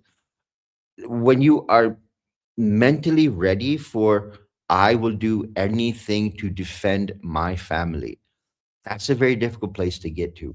And you can watch all the movies you want, you can play all the video games you want, but getting there inside your head that I am physically and mentally ready to take someone's life, that's very difficult to get to, because there's a lot that comes back on you as soon as you do it. Once you put somebody down, you're going to feel things that you've never felt before in your entire life, and things are going to start haunting you. Things are going to start affecting you. The second thing that you need to keep in mind, when it comes to children, when it comes to your wife, when it comes to your husband, you need to make sure that everyone is trained at some level with a weapon, not a gun. Kids can be trained with sticks. When you give the child a bat and you teach them how to use a bat properly, they can protect themselves. Your wife, your husband, whichever the case may be, if you're male or female, wife or husband, you need to train them both on a weapon and on a knife and a stick, because you never know what situation you're going to be put into. U.S. laws are very difficult to decipher depending on what state you're in. Stand your ground is fantastic, but stand your ground does not exist across the entire United States. And using brutal force when you're in a situation, and my fear is when a terrorist attack happens, you may get caught up in a law someplace because you have used brutal force to defend yourself and defend your family. But your law may not protect you in that situation. And that's something you need to be mentally ready for. The key in every situation is do enough damage to a person to get yourself to get yourself off the X, whether it be a stick, whether it be a knife, whether it be a chain. I mean, I've seen people use chains like a weapon. It all depends on how you get yourself to that point of view and get yourself to that mental state that I have to defend my family in whatever way I can, to buy them enough time to get off the X. You will stand and fight, but get your family out of the situation where you have a problem. Great advice, Khalid. If we had had a larger panel, one of the questions that I had on the list is, what would you consider a true game changer as far as, your med kit's concerned? I'm going to tell you right now, cat tourniquets. Nothing out there for tourniquets compares to this. Anybody who's a paramedic or a doctor is going to tell you the exact same thing. Cat tourniquets, made in America. gold standard. Will other ones potentially get the job done? Yeah, maybe. Would I trust them with my life? No, not necessarily. Another thing would be, and I know this is upside down, but if I put it the other way around, everything's going to fall out of it. This is a Jace case. So in a Jace case, you can have them tailor-made, but for the most part, you end up with Z-packs in this type of format and a bunch of the broad spectrum antibiotics. They are putting things like ivermectin in them now, which, by the way, get this into you, Khalid. This Jace case, this very Jace case, Dr. Mike came on Survival Dispatch and did a review on this 4 years ago. And he said, make sure you check the box, whether you're going out of the country in the near future or not. There's a box that says, I'm planning on going out of the country. And he said, make sure you check the box because it opens up the opportunity for you to buy ivermectin in case you drink contaminated water, you get giardia, blah, blah, blah, blah, blah. That was the very first strike that Survival Dispatch got under my ownership. So, because it was during Charlie 19, right? Just absolutely crazy. The other company I had mentioned, owned by a young man, is called Jump Medic. And I love this guy. He's a super guy. I have a thing with bags, Clede. Like, I despise trying to find something, right? My mother fell at Christmas last year, beachside, walking down the sidewalk. We'd had a hurricane. The lights were out. She was with my cousin, and she trips and falls. So my cousin calls. Cindy and I, we bolt over to go beachside. I reach down. I grab a red first aid kit, thinking it's the Jump Medic one. I get there, it's not the Jump Medic one, and I can't freaking find what I'm looking for going out of my skull. There are other bags that are similar to this, but this young man actually has a patent on this particular bag. And let me show you how it works. So you open up the Velcro on the top. There's two zippers on either side like this. And I'm trying not to make it fall all over the place. When you get the zippers completely undone, bear with me here. There we go. When you get them completely undone, check this out. You lie it on the ground like that. Oh, wow. Every single thing in this med kit is directly accessible. This is a badass setup. I don't have a discount code. I don't get paid affiliate commission. It's just a really, really cool product at the end of the day. So that's from Jump Medic. So we can move on to the next chapter now, Khalid. And let me scroll down a little bit here. Segment 4, knowledge and skills development. So as Khalid will tell you, knowledge, he already alluded to this. That's what forms your foundation. And it's not just your foundation for being an SHTF. It actually is your foundation for everything. Anytime you're learning something and you add additional skills and knowledge, you're building from the foundation up. In this particular context tonight, we're talking about prepping, but things like literally devouring manuals. Check this out. You guys are familiar with this, but Mike Glover's book, Prepared, I can't remember what the price is on Amazon, but it's a reasonably priced book. This is like the Bible for people if you're not already a prepper. It just covers all of the bases from one end to another. And I want to add something else here that a lot of people aren't necessarily into. And there's a company called Mad Gear. And I don't have a relationship with these guys either. I don't have anything, discount codes or anything like that. But I'll open this up. Let me show you what's going on in here. So they put a whole bunch of things like these envelopes, which actually have basic forms and whatnot in them for specific things. So I love these lists, by the way. There's nothing worse than going to grab a go bag and going, fuck, I can't remember what's in this bag, dumping it all to find out what's in it and put it back in. Here's a gear checklist, for example. These guys are super, super organized. Each one of these envelopes from them is something different in that regard. And then they give you your own little black book where you can put together all of your plans. So I know it's an eye test down the side here, and it's an eye test for me even being right here, but it's broken apart into half a dozen different segments. It's called the contingency planner, by the way. This is the situation. Like, look at some of the knowledge in here, Clean. This is a badass little book that's quick and easy to digest. Mad Gear, again, I don't have a relationship with them. I don't have discount codes, none of that stuff.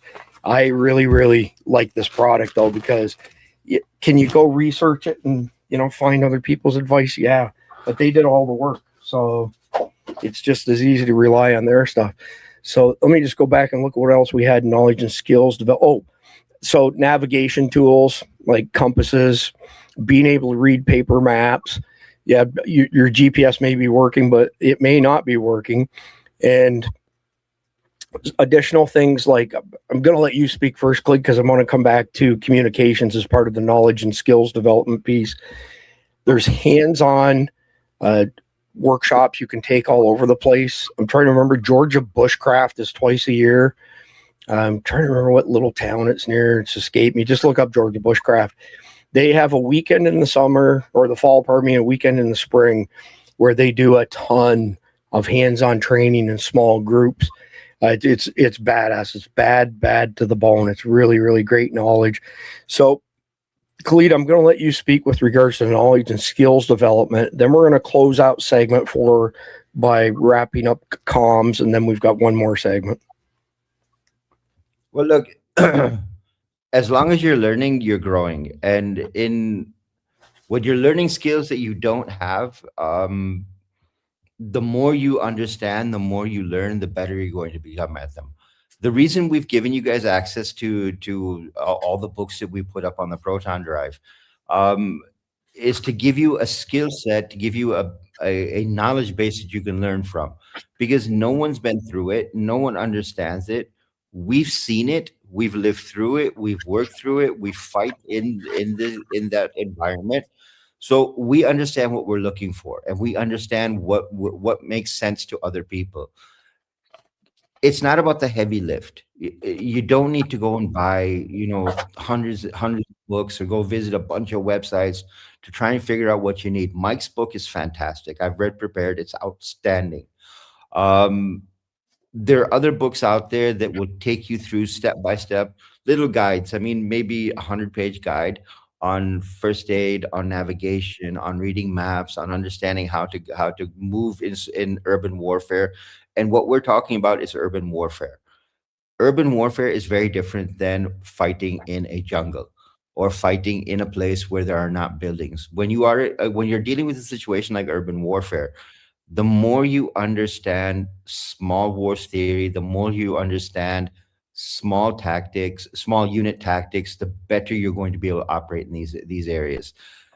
The thing that we always stress to people, and at Command 11, because we run strike teams, we are always running different situations with our guys. Things that we've seen in videos that the terrorists have done, things that we've seen in our own battle planning. We figure a lot of stuff out.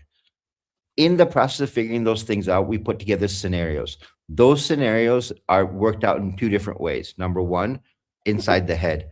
If I'm in this situation, what do I do? If I'm stuck in this place, what do I do? When you figure it out, when you start playing the war game inside your head, you start to understand what you're going to be thinking. A great thing that we've done is we've taken 2 pieces of wood, and it's more to help people who've never been in that situation before, taking 2 pieces of wood and start smacking them together while you're thinking about what you should be doing. Because that mental shock that comes when that tack happens, your mind has to come back to where you were. And a lot of people lose their focus. A lot of people lose their way of understanding things when that shot happens. The whole point of putting a knowledge base in place for you is that you need to learn a lot of skills very quickly. Those skills can be learned in first aid training. Those skills can be learned in weapons training. Those skills can be learned from books. Those skills can be learned from videos. You got to prepare yourself, because again, and I hate saying this over and over, but no one is coming to save you. You have to be your own first responder in every situation, whether you think police whether you think ambulance, whatever you are thinking, that someone's going to come and help me. No, they're not. Everyone's going to be concerned about themselves, their family, and their location. They're not going to be looking at what's going on in your house. So the more prepared you are, the more you understand what's happening around you, the more your situational awareness is hyped. And we're going to be doing some stuff on situational awareness in the near future. The more you understand how to recognize things, the more you understand how to move, the more you understand how to get out of certain situations, the more you understand how to handle yourself if, God forbid, someone is injured, then you will know how to move when it actually happens. But if you have not gone through the scenario training, if you've not gone through the situation base, you are not going to be ready once it does happen. That's the whole point of knowledge base, because they will put scenarios out in front of you and it'll make you think about it. Okay, wait a minute. If I'm stuck on the highway and SHTF happens, what do I do? What's my first move? Where do I go? How do I operate? You're not looking from the point of view of, oh no, I'm on the highway, what do I do? And your brain stops working, you go to condition black. You've already thought out certain ways to go. It's why over the past few months we've said, start mapping out routes to get home. Start mapping out ways that you can get your kids to a secure location, and from there move as a family.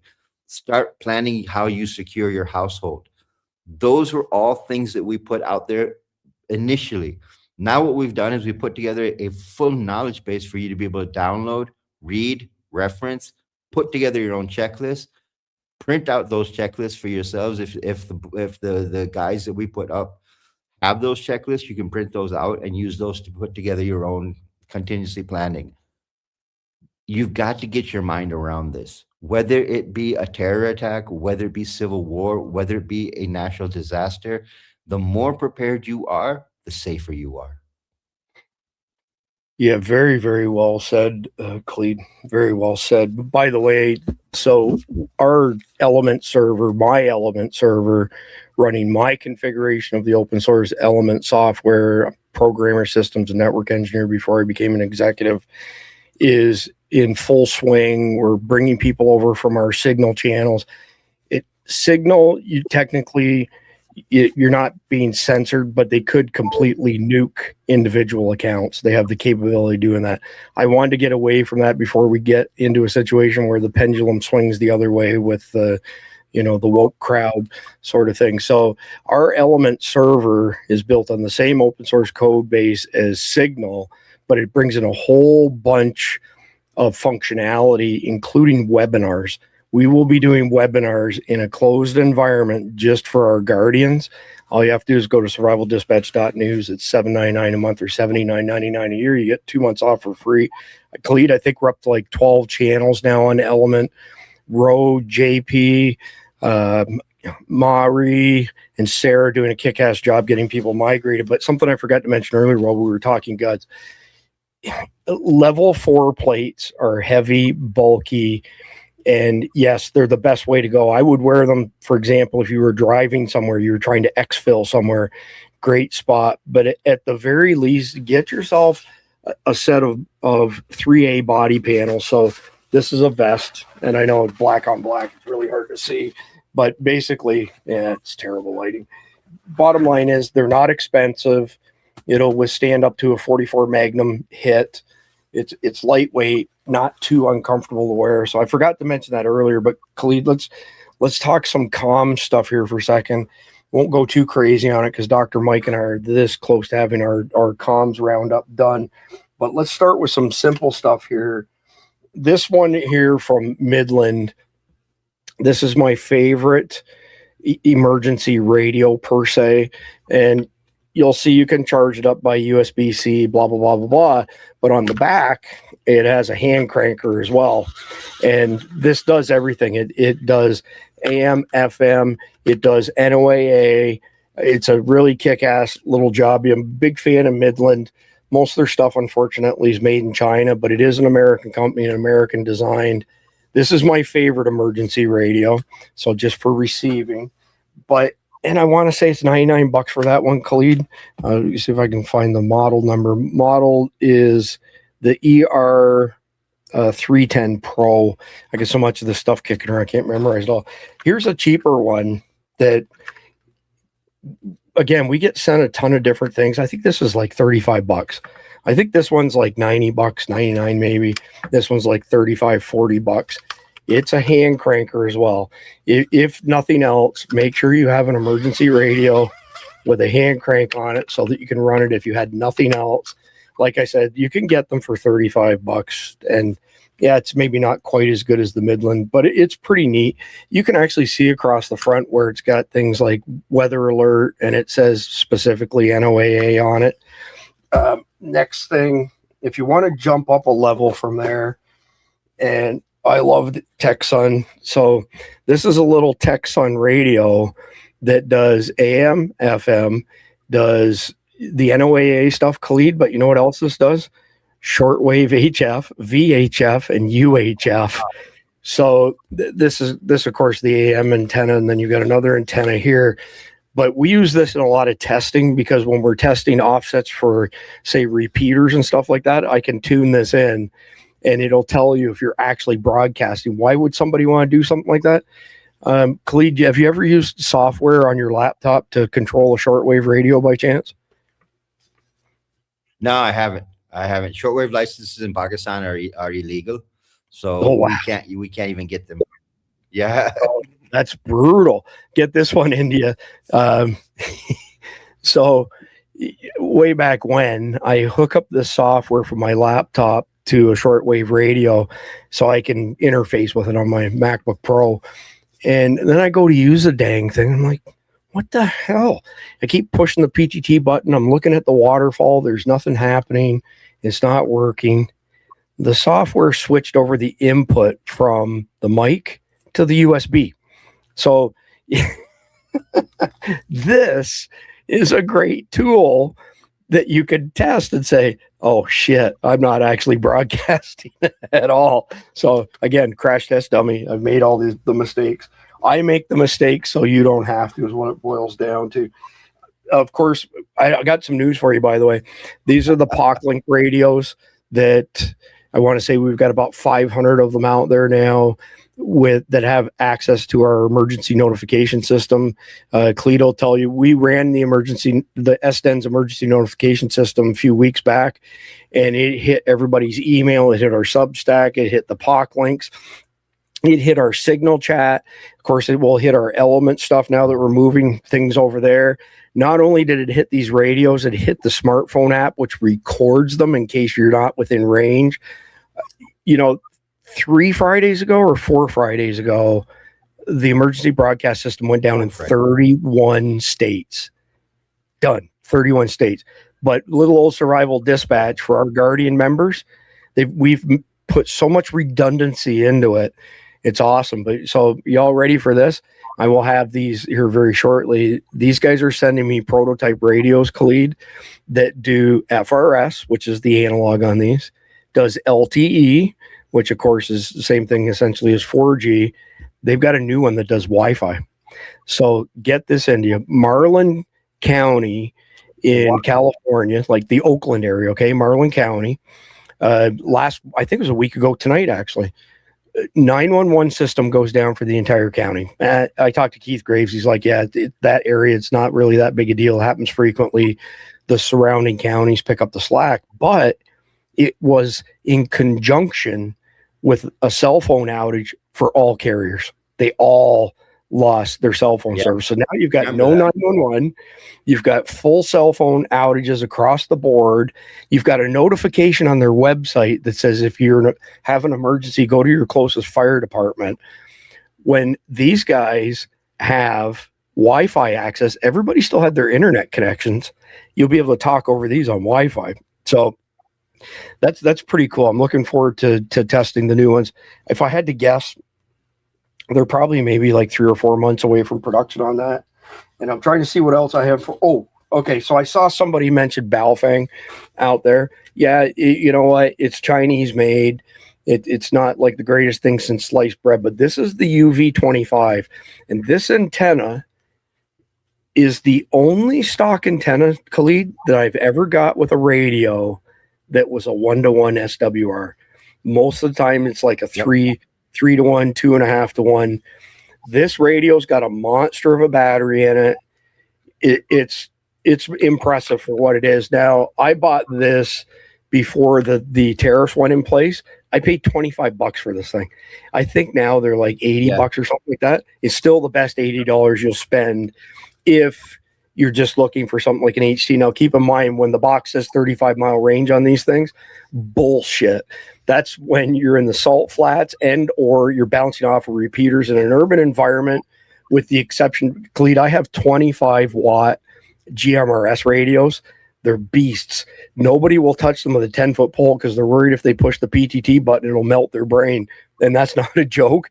But we can get in an urban environment. Their HYS is the model. They have no bells and whistles at all, but 25 watts. We can get about 5 miles with those in an urban environment. But most of your HTs, depending on what your urban environment looks like, we have a ton of oak trees. UHF is all line of sight. So is VHF.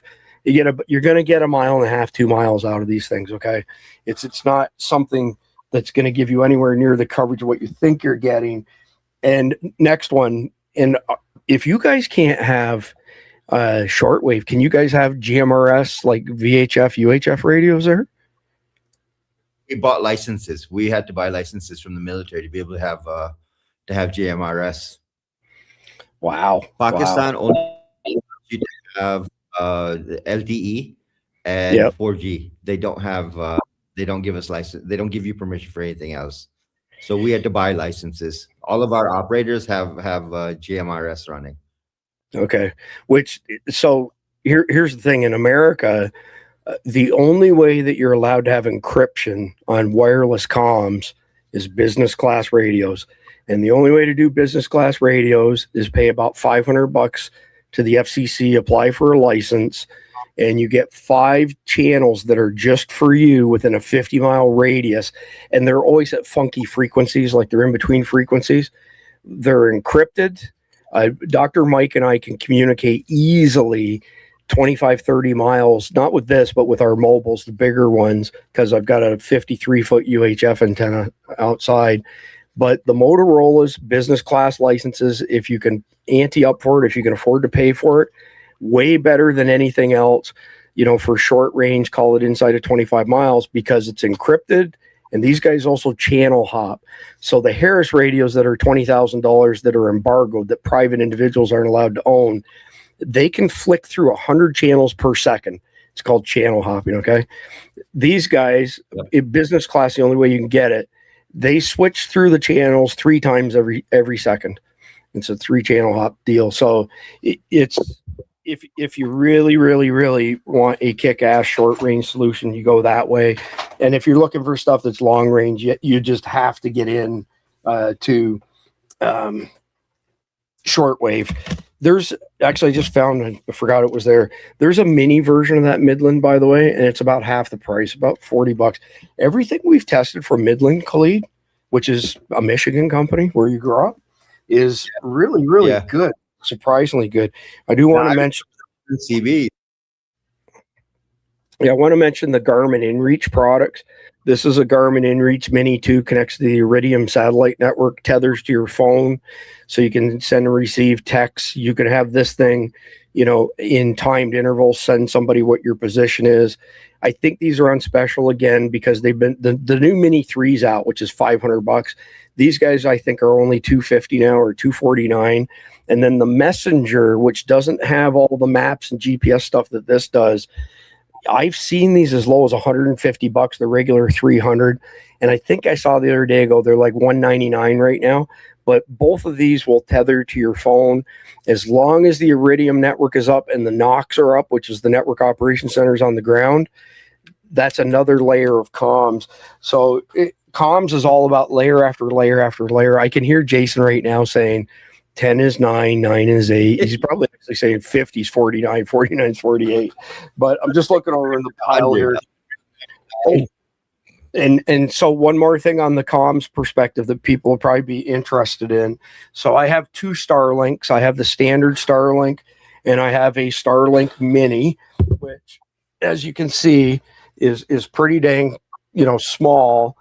And I got this tripod check this out. If I can get, oh, there we go. So this tripod for this mini, and of course it just screws on and off. There's a threaded stud coming up. Check out that cable right there. This is a 24-hour battery pack. So you can take your Starlink mini with you, you know, off grid, and you got 24 hours of high-speed internet with you anywhere, at least here in the lower 48. This is a badass way to maintain comms. And I think they're selling them right now, Cleed, for something like $250. They sent me one for free, thank God, just before I bought one, because I've been a loyal customer with the other one. I said to Cindy, I said, we really should buy one now that they're like $250 as a backup to our main Starlink. And then I got an email the next day that said, hey, you've been a really loyal customer. We're going to send you one for free. I was like, awesome. So anyway, highly recommend the Starlink Mini. It's a badass deal, man. It's absolutely, and our bigger one, Khalid, the standard package, we put it in standby. It's like $5 a month. You can still use it at a slower speed if you had to for an emergency, but it doesn't cost much at all. The Garmin InReach stuff, I'm on an older plan, but I think it's like $12 a month. It's pretty reasonable as well. So let's get off of that. Well, actually, you know what? I got one more thing. So did I tell you the story of the Temu drone, by the way? No. This is not it. This is another Temu drone. I've got expensive high-end drones that are far better than this stuff. But I wanted to see, can I get something cheap on Temu and do recon around here? I'm not kidding you. I think this thing was like $25. And yeah, it's nothing. It's not spectacular compared to my other drones. I've got some cool drones. I don't have, you know, the $8,000, $9,000, $10,000 drones, but I've got some cool drones. And let me open this up like this. Okay, so that's the total size of it. It's got a camera with multiple sides to it here. It's got another camera here. This piece pops off before you fly with it. Great for recon. So get this into your Cleed. I looked for the cheapest Temu drone that I could find, okay? And you know, when you've turned on, you have to sync the hand controller to the drone, right? So the drone is sitting on my patio. It's sitting on the ground like this. And I reach down and I hit the power button and I hit the button on the remote so that they can go into sync. It goes beep, beep, beep. The thing comes up like jackrabbit, boom, straight up about 4 feet and goes boom, like that, and drove itself into the wall of my house and shattered into a million pieces. I didn't even get a chance to fly the damn thing. The $10 Temu drone committed suicide. It was friggin' unbelievable. I've never seen a drone do that before, but what do you get for $10? Long story short, you can spend very little money and get something that will be, you know, extremely, shall we say, important and valuable. And actually, one more thing on the surveillance thing. I every year I do like a shootout with the cheapest night vision products. This is big and bulky. It's digital, but it has 2 times in the glass. But we have a bunch of Guardians have these. They were on special for like $179. I think they're about $200 now. This is the Sigmund CNV Pro. I know I don't have codes or anything like that. Best economy night vision ever seen, Khalid. It's got the IR illuminator, lights up the entire world in front of you, number one. Number two, this thing does not eat batteries like most of the cheap ones do. And the quality from this, you can see I did like a shootout with this and a couple other ones recently, like, I don't know, 3 months ago or something. Pretty badass. If y'all are looking for economical night vision, this is not military grade because it's digital. Like if you did move quickly like this, you're going to get some artifacts because it's digitally rendered, unlike glass, which is expensive, you know, like PVS 14s and whatnot. But pretty badass piece of information or piece of equipment there. And you know what? I forgot. I got to go one more here. And you can probably speak to this as well. So this is... Let me get a flashlight here. Maybe that'll work. Okay, so this is the Mirror Safety C21. And they're made for the Serbian army. And then Mirror Safety has them tweak some stuff for over here. You can see, you can put your filter on either side. It's a 41 millimeter NATO standard filter. I think it's 41 millimeters if memory serves me right. But either way, this one and the CM8 from Mirror, which is a fair bit cheaper than this one, are the only two gas masks that I've been able to physically train in shooting a rifle and get a cheek weld on the rifle. So most of the time they're so bulky in here. Now you're contorting yourself trying to see through your optic and you can't get a good cheek weld. This and the CM8, this one you can see how svelte it is, right? Like this is bad to the bone for getting a cheek weld on a rifle. But the CM8, which is a couple $100 less than this one, is just as good. It's a little bit bigger and bulkier, but it's got, you know, an interesting indentation that they purposely put in there. But again, made for the Serbian military, right? So I think that's it. I mean, I do got to say, you know, I have like 10,000 flashlights, right? So Ace Beam by far and away my most favorite flashlights. I'm no word of a lie. I have hundreds of these, not this model. The Ace Beam feed the addiction. I have an addiction to flashlights. Don't touch my Wasatch Wagyu. Don't touch my Carnival. Don't touch my flashlights. Don't touch my wife, but anything else is yours. Help yourself. So anyway, let's reel this thing back in and get into segment number 5. So strategy and community build. And I'm just going to read like 1 or 2 sentences and then hand it over to you. So strategic prepping demands that you have, you know, that detailed family emergency plan. That's what the Mad Gear book excels at.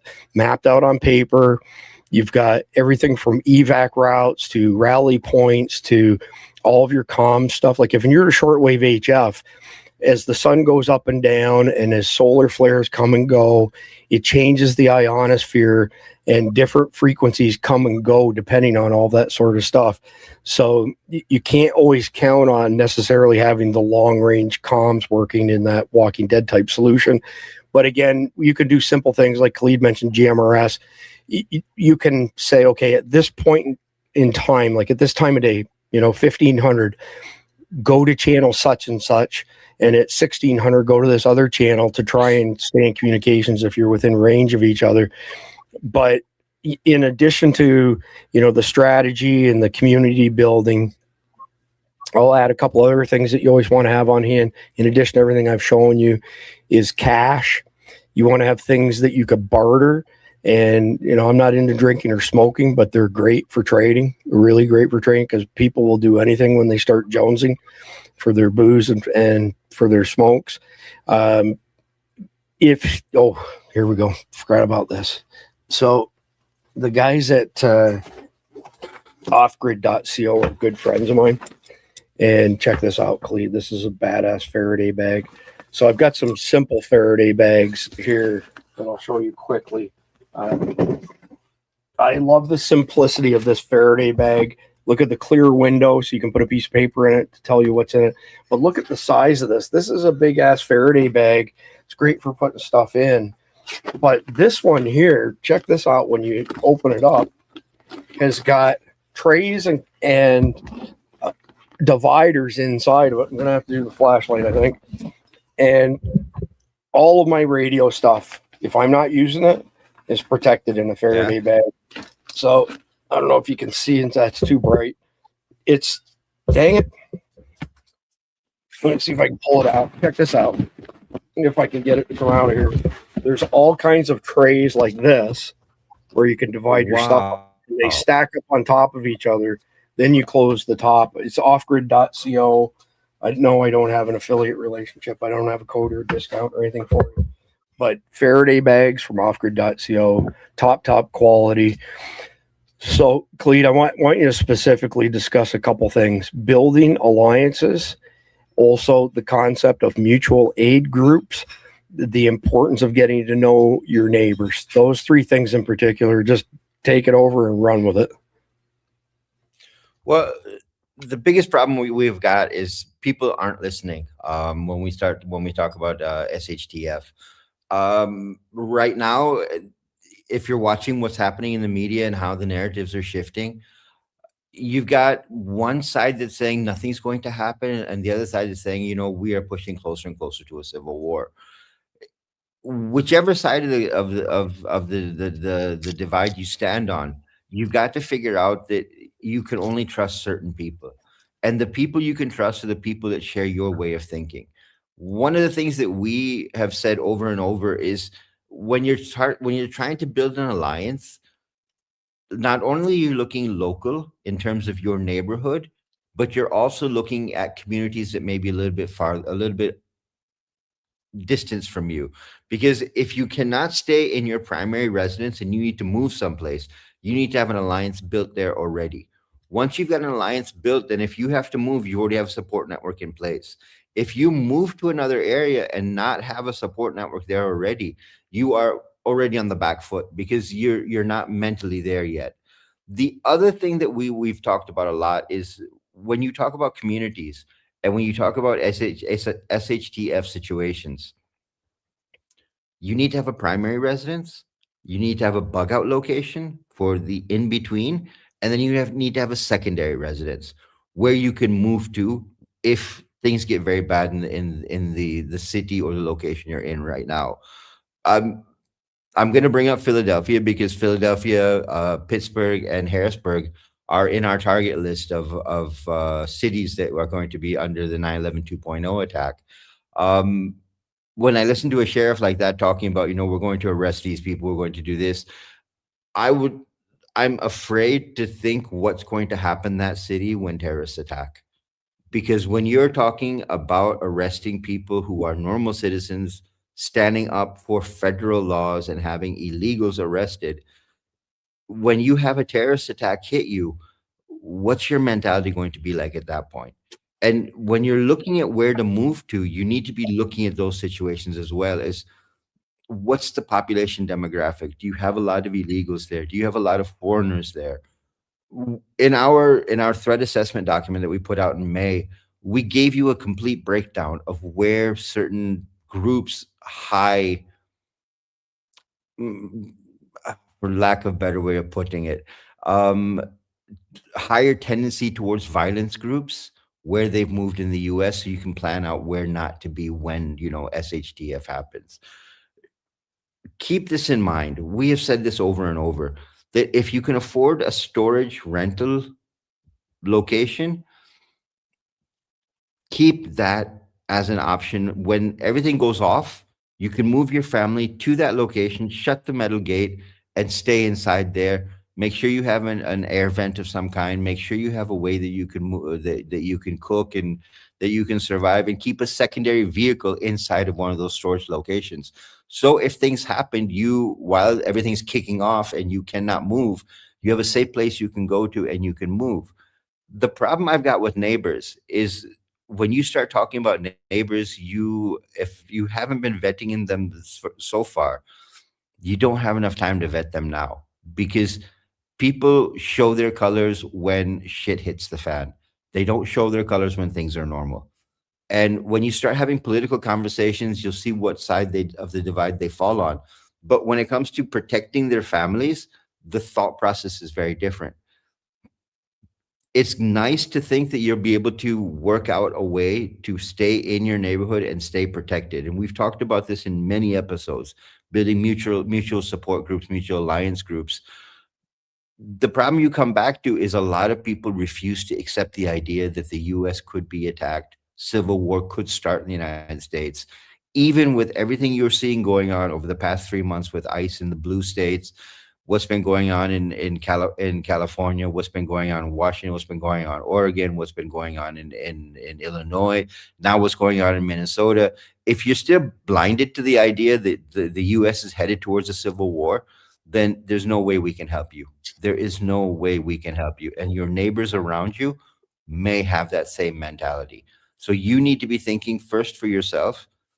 If you can find people in your area that will listen, that are willing to work with you, then figure out a way that you can vet them. And my routine is asking questions. I don't talk, I ask questions. And by asking questions, I learn more about your way of thinking than I would ever get by going, okay, so what, if we were to buy, this much food or this much this or this much that, what would be your way of handling it? And people would be like, have you lost your mind? I prefer to ask a question, when you guys go camping, what do you take with you? Maybe we should do a camping trip sometime and purposely leave a couple things out and see who brings what with them. There's a lot of ways to do it. But again, if you haven't been doing it over the past 3 or 4 months, you're now at a very crucial stage. The tipping point has now arrived. And trying to do it now, it's either yes or no. And you're not going to get it this way. Right on. Thanks, Khalid. Appreciate that. So I think that's basically the end of segment 5 and our kind of prepper tips tied together with the fact, like I said earlier, I'm pretty sure, Khalid, that years from now, we're going to look back at this point in time and say that's what kicked off the second civil war here in America. I want to just give Poophead 1 a shout out here. Get Nagoya antennas for the cheap radios makes a difference for sure. Match your frequency 100%. The Nagoya 771 whips outperform pretty much everything out there for the HTs, which are, the walkie-talkie style. Get the 771G if you have a GMRS radio because it's tuned to those frequencies. Just get a plain Nagoya 771 if you use it for VHF, UHF, etc. But great advice on his part, by the way. That's an awesome tool to have. So with that being said, let's knock out the conflicted question. And if you're up for it, Khalid, I got some more nutcases we can make fun of if you want to stay on with me. So to consider it like an extended welcome back for Khalid. Morgan's neighbors turned against one another when food and water started running low. Whoever had more than the rest was targeted for redistribution. Sounds like communism to me. If you were in Morgan's situation, what advice would you give your neighbors about their behavior? In an emergency situation, should people with more supplies give up what they have to satisfy the needs of those around them? Interesting question, Khalid. Pick it up and run with that ball. Well, look, again, that comes to a morality question where how much are you willing to sacrifice of your own stock to help out people who didn't even bother to think about protecting themselves? When you talk about people that say, okay, we need to redistribute, that's a communist socialist point of view that, okay, well, you have plenty, so you need to distribute amongst other people. The world does not work that way. When we are smart enough to plan out for ourselves and say, listen, we need to make sure we have this many months of food in the house just in case something happens, this much water, this much ammo. That's something that, mentally someone understands. And when someone comes up to you and says, well, I didn't do any planning, I didn't do any thinking, so, well, give me some of yours. No, I'll give you enough for a couple of days, but I will not give you enough where you can, spend a few weeks, because my family comes first. And if you weren't smart enough to think for yourself, that's your own mistake. Redistribution is communism, and I'm not interested. Yeah, 100%. So the couple that invented the conflicted card game, they're no longer together, but these are their actual card games. They made some money in commercial real estate, not very old, and they bought, 300-400 acre ranch in the middle of nowhere in Idaho, 30 minutes to the closest little gas station, and another 30 minutes to get to a town, sort of thing. So as the neighbors were introducing themselves, not a lot of neighbors, but a handful, of course, they would say, oh, so what do you all do? And they're like, oh, well, we have this game, conflictofthegame.com. Would you like to play? And they used it to vet their neighbors. You ready for this? One of the neighbors, they're having a grand conversation, dinner together. And he asks what they do. They say, this card game, you want to try it? He says, yes. The very first question had something to do with prepping. Like, in this situation, would you prep, for a rainy day or whatever? And when it was his turn to answer, he's like, no, I'm not prepping anything. If the shit hits the fan, I'm just going to take whatever I want by gunpoint from everybody who has it. And they were like, all right, well, you will not be invited back again. So it's good from taking somebody's pulse from a morality perspective. But myself, again, I'm of the same school of thought as Keith. We've got our preps. We don't talk about how much they are, and that's for our family and our household. But we've got some charity stuff that we can give away and basically say, look, here's a bag, carry on your way. It's all we can spare. But the idea right from the beginning is that we're going to share it anyway. You know what I mean? So it's just part of the plan. And Keith is really, really good at that. So that's how I would handle it. But let's go back to making fun of people, Cleve. It's, the crazy thing is it is funny to make fun of these people. So we're going into chapter 3 now, by the way. I'm resurrecting chapter 3 for tonight because we're in civil war now. All you have to do is listen to people, trust who they tell you they are.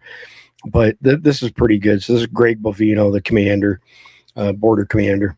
And this is right after he tackled, was it tonight or last night? Did you see that, Clede, where the girl was in his face and he told her to go away and she pushed him and he grabbed her, threw her to the ground, and then they all piled on. It was pretty awesome. But this is good. This is him in the national or the state capitol, pardon me. Let me say breaking news. Commander Bovino has taken control of the Minnesota state capitol.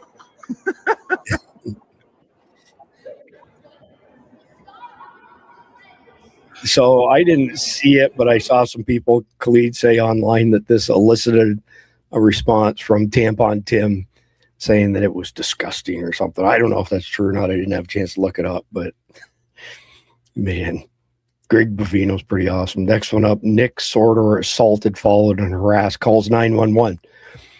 Protester, the police are on our side. 911 operator, are you white? Later in the video, hangs up on him, says officers can't help. It's time for the Insurrection Act, arrest Tim Walls. I mean, you've got all this going on in the background here as well. That's a 12-minute video. I'm not going to play it. We'll play a piece of this one. That's it. Leave. You want to finish that thought?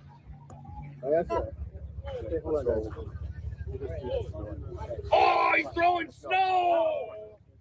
Oh! It's assault! Uh-oh. Look at this fucking coward! Get the fuck out! Okay, so what happens if I call 911? Let's do that. Can you get an address, please? Wait, what are they? You said they're on.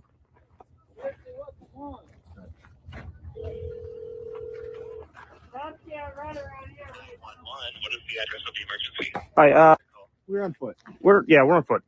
Okay. How big is the group of people? It's 20 at least. Hey, cops, get here. The throwing objects are following us down the road. Yeah, we. Right here when you get here. Hey, cops, we're waiting for you. You're a fucking coward. Well, I'll be right here. You know what the word cogent means? Get the fuck out. Yeah, we're I guess Park Avenue and 33rd now. Yes, affirmative. East on 33rd Street. With you fuck. Get the fuck out of here. I don't want to be associated with you anymore. Yeah. I went there and made great. They got slipped. You got something to say? White you proud of in yourself? a black You're pea here to coat. celebrate murdering people and fuck? Hey, let's cross the street real quick. You got nothing to fucking say. You said you're here to talk? Say some shit. He's got a set of balls on him. I'll give him that. Clede, do you want to speak to that at all? Did that cop actually ask, are you white? Yeah. Over the 911, yeah. The operator. Are you kidding me? We're now asking questions like that. Are you white? Yep. So the police force is only there for the blacks and the radicals, but they're not there for the white people anymore? That's correct. Oh my God. Somebody says scanner, don't tell. Civil war can't come faster. Yeah. I mean, they're literally forcing us to go there. Yeah. Somebody said scanner, don't tell all the story. Well, who gives a shit what the whole story is? They're surrounding him, threatening to beat him up and assault him. So it doesn't really matter what the whole story is from the police scanner. What matters is that they're threatening him, and unjustly. The next one up, it's always the nose ring. Well, it's always more than that as well. Look at that right there, Clede. That is the 1,000 milligram stare that you get when you take 1,000+ milligrams of an SSRI. 44 seconds. They shot her in the face, and MAGA is saying that she was wrong. This is not going to get better. These are the kinds of things that I have done, putting my body in between law enforcement and the people they're trying to do unlawful things to. So brave. Acting as a legal observer at protests. You know when you do these things that there's a risk. There's going to be a body count. Any change requires a body count, but then it also might not change. And this is the reality that we are in when so many people are still supporting this. It's hard for me to stay sane. I would say she's not sane. Oh, we've lost Khalid. Dang it. Hopefully he comes back. If not, I guess that's all right. I'll carry on. Let me go over to the other stage. There we go. Hopefully his internet comes back up again. All right.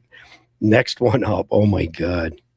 Try to understand this, then realize Kay's Jama was born to nomads in Somalia. Let me get back over here. Khalid just popped back in again. Khalid, I just flipped to this next one. Try to understand this, then realize Kay's Jama was born to nomads in Somalia, moved to America, then helped other Somalians enter America. Of course, he doesn't want ICE in Oregon. They are running the same scams Minnesota is. Fraud is everywhere. 21 seconds. Listen to this. Let me say to this federal agencies and ICE,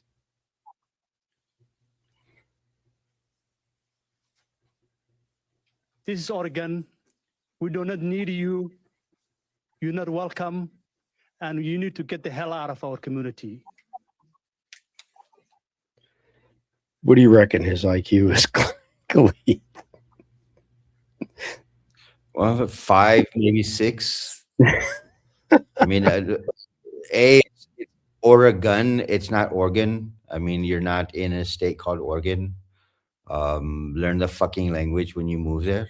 But Chris, I hate saying it this way, but just because people are paying you to live in their country, you cannot come and think you're going to take it over. Listen to this. So it started with 70 IQ, then went 68, 65, 47, 12. It's, it's stupid. We can laugh about this because it's insane, but I mean, yeah. Now we've got below 65. And anyway, all these, I'm not going to go down that rabbit hole. I'll pass on it for now. Breaking car drives through Minneapolis protesters, vehicle plows through anti-ICE marches, thousands flood rainy streets. I can't figure it out. No, what I can't figure out, Chris, is you move to the U.S. You move to the U.S. as an illegal. Then you decide you're going to start telling people how they should live. Then you start saying, well, the country belongs to us or the state belongs to us, even though we're there illegally. If I were to come to Somalia illegally, what would you do to me? What are your laws in your country for an illegal?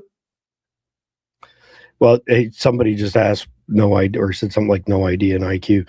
Average IQ of a Somali 68. You can look that up. That's not a bullshit number I just pulled out of the air. So sub 70, it qualifies as a retard here in America. And not joking. Actually, let me skip the next one's better than that other one. Some freaking massive dude just tried to swing on Border Patrol and quickly got railroaded by agents. Hope they have a cell big enough for this fat clown. Pretty big, literally FAFO.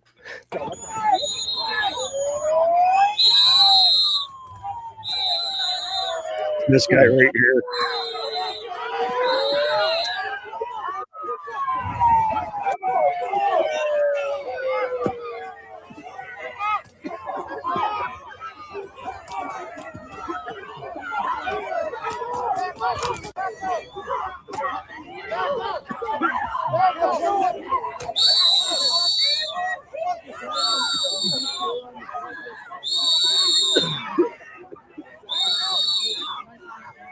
Man, they did a good job of corralling that guy and piling on him.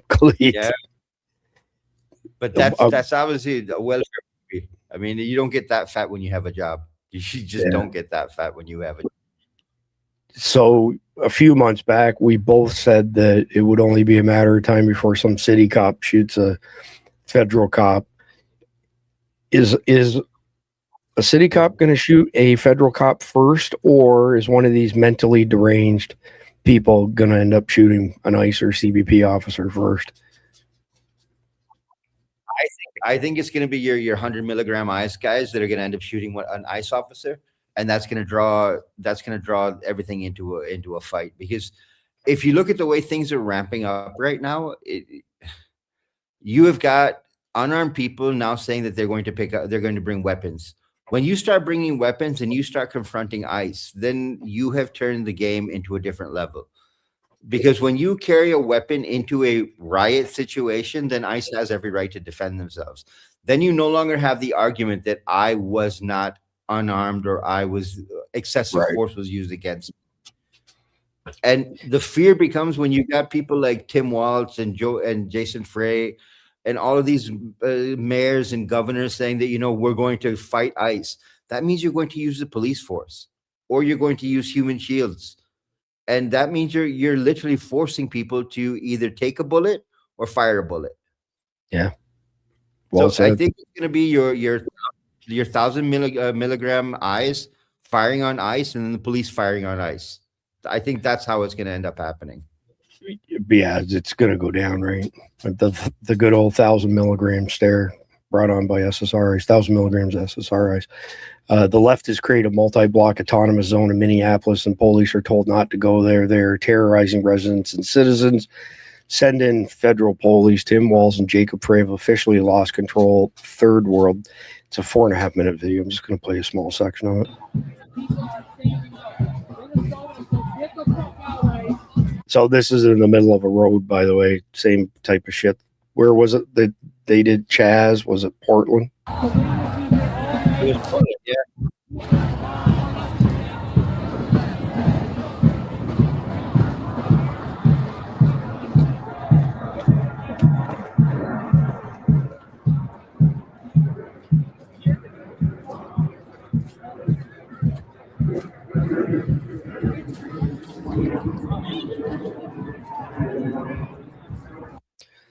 So, suggestions for handling this, Khalid? Well, I'm one of the people that fully believes that you need to suspend posse comitatus and send the military onto U.S. streets and places like this, because the more you let these people play these games, the more out of control this is going to become.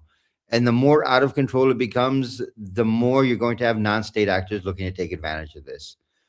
The more, again, I said this about Venezuela as well. As long as you let this crap go on and don't take action, you are giving them the opportunity to think that they can get away with it. Yeah. Okay. So somebody said send in a bulldozer. And so there was a guy named Marvin Heemeyer, and the city did all kinds of bullshit things to him. And he built this contraption called the Killdozer. I don't know if you remember this. And he went completely postal, literally just mowed buildings and stuff down. They completely fucked him over and ruined his business. So I think like for these autonomous zones, these left-wing commies set up, we just need to send in a Killdozer like that. Poof, done. Over and out. There's another option. We could also load up a plane with Korean shopkeepers and let them set up sniper positions on top of their stores. Rooftop Koreans. Absolutely. Liberals claim the ground where Renee Good lost her life to be sacred land, and they honor her by covering it in trash. You can't make this stuff up. They sure are proud of their junkyard barricade monument. These people are bums. 32 seconds. This is sacred ground. Yeah. A woman died here. A woman did die here. A woman was murdered here in cold blood. There's nobody like preventing a car from plowing through here. Is that why the barrier's up? Yeah, Yeah, but that? the barriers wouldn't stop an SUV. No, they're kind of symbolic. Look at these barriers, man. Some scooters here. A television. A bike, tires, old refrigerator. Another one. Door. Trash cans and recycling. So, what do you think of that barricade? No Killdozer needed, right? No, yeah, just take a car and drive right through it. But a question for these guys who say this is sacred ground. Can we say the same thing about Charlie Kirk? That where Charlie was murdered, that's sacred ground as well? No, you didn't get the memo. You're not allowed to honor Charlie Kirk. Tim Walz compares you don't. Yeah. Tim Walz compares Minnesota's protest of ICE to the third day at the Battle of Gettysburg. Says we're in a modern day civil war. We are, but this man's completely lost at 17 seconds. Our history. When things looked really bleak, it was Minnesota's first that held that line for the nation on that July 3rd, 1863. And I think now we may be in that moment that the nation's looking to us to hold the line on democracy. Oh my God. How about just hold your freaking tongue? Maybe. America's in trouble if Well, we got more. We got more. Another 11 seconds here. Well, I said this he needs to resign. He needs to go. Did you hear that? Listen to this. Well, I said this yesterday. We've never been at war with our federal government. I think in this case that the National Guard is their main mission. They have a dual mission. So, Khalid, what did you find just before we went online? Did he activate the? Right. Before we went on air, it was KNSI radio out of St. Paul that said that he has activated the National Guard to work as protection for state buildings and support law enforcement. My problem here is law enforcement stands with law enforcement. They will stand with ICE before they stand with a politician. And when you ask the National Guard to come out and protect law and cooperate with law enforcement, are you sure you've just not federalized the National Guard to carry out the same activities that ICE is carrying out? Right. All right. Just a quick audience poll here. If you think the facial expression that Tim has here is because he shit his drawers, put a 1 in the live chat. Moving on to the next one. I'm pretty sure we'll see a whole bunch of ones here. And somebody got censored by YouTube. I just don't have time to keep up with all the comments, but Tim Walz is a retard. All right, we're going to improve that. Freaking commie tube. All right, check it out. This is how it's done. This is one of our great Florida sheriffs, Sheriff Grady Judd. I love this guy. He's so awesome. I'm assuming you're familiar with him, Khalid. You familiar with Grady Judd at all, Khalid? Yeah, he must not be getting the audio. Yep, yeah, well, here we go. Let's do this. Let's send out the message loud and clear. And it should start with the mayor, the police chief, the local sheriff, and the governor of Minnesota. Cooperate with law enforcement officers. Don't resist them. Don't violently resist them. If you do violently resist them, if you do felonious assaults with 2-ton weapons, expect to be shot. Hello, everyone. Sheriff Grady Judd here. I've been asked by media outlets and several people to comment on the event that occurred in Minneapolis yesterday. Let me make one thing abundantly clear. You have to be accountable for your conduct. And that starts with the mayor. Did you hear his filthy talk? Did you hear his filthy, uninformed talk yesterday to the people not only of the city and the state, but across the nation? Shame on you. That's lack of professionalism. Now let's look at the event. The investigation is not complete. I am giving you context on the video clip that I saw. Law enforcement officers, federal law enforcement officers, ICE agents were trying to take the occupant of the car out of the vehicle.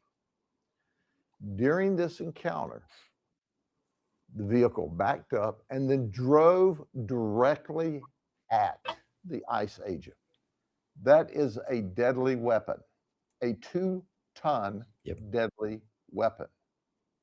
So what did the occupant expect? They should have expected to be shot when you commit a deadly assault on a law enforcement officer. So let's do this. Let's send out the message loud and clear. And it should start with the mayor, the police chief, the local sheriff, and the governor of Minnesota. Cooperate with law enforcement officers. Don't resist them. Don't violently resist them. If you do violently resist them, if you do felonious assaults with 2-ton weapons, expect to be shot. God bless Grady Judd, man. That's how it's done right there. Done.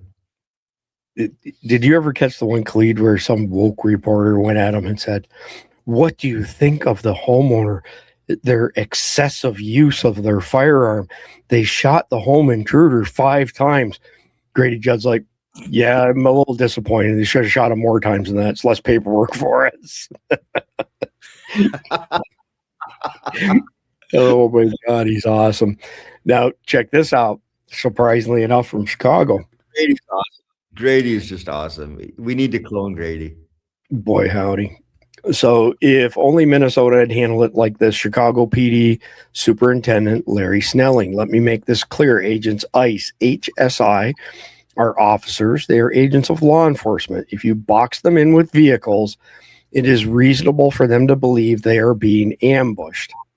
Federal agents, ICE, HSI, are officers. They are agents of law enforcement.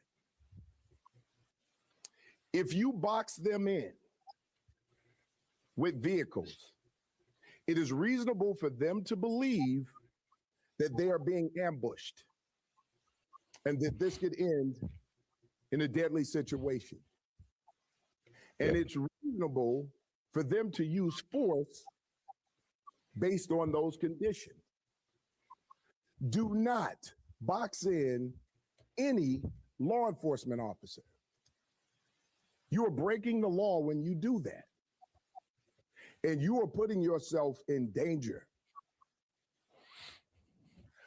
Following law enforcement agents around. The question is why? What do you plan on doing? It's also reasonable for them to believe that you're eventually going to do harm to them. If you ram any vehicle, especially that one that contains law enforcement agents, and that's any law enforcement, local, state, federal, county, and you do this intentionally, this is considered deadly force. Deadly force is anything that can cause great bodily harm or death. When you plow into a vehicle that contains law enforcement agents, you're using deadly force. Does that surprise you coming out of Chicago, Clede? I was really surprised when I saw this. No, do you remember back when Chicago was going through unrest, and the mayor and the governor said that the Chicago police force would stand against ICE? It was this same police, superintendent that came out and said, no. These are our fellow law enforcement officers. We will stand with them. There are a few out there that have some brains, are thinking properly. Well, he has a moron for a mayor, right? Brandon Johnson. But listen to this black guy here says, "I don't wake up in the morning looking for ICE agents. I'm just trying to understand why the fuck y'all liberals just don't leave these people alone. Y'all have been literally harassing the ICE agents since Trump got in office." So let me get this right. You woke up, got dressed, brushed your teeth, and said, "Let me go outside, find some ICE agents, and let me go obstruct some law, and let me go act like I'm fucking Superwoman and can beat up ICE agents, and let me go block the road with my car when I see ICE agents and don't let them out, and then try to run over them when they come at me. And now I'm unalived. You know, when I wake up in the morning, I don't wake up in the morning looking for ICE agents. You know, I really don't. So I'm just trying to understand why the fuck y'all liberals just won't leave these people alone. They not coming after y'all. They not messing with y'all. All they doing is doing their job.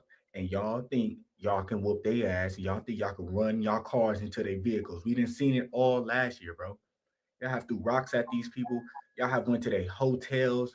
Y'all have been literally harassing the ICE agents since the time Trump got in office, bro.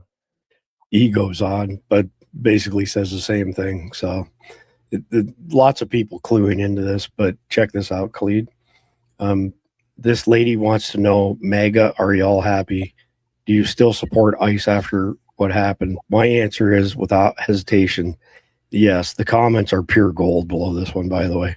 MAGA. Are y'all happy? Do y'all still support ICE? Look at that. That is the 1,000 milligram stare brought on by taking over 1,000 milligrams of our eyes every 24 hours.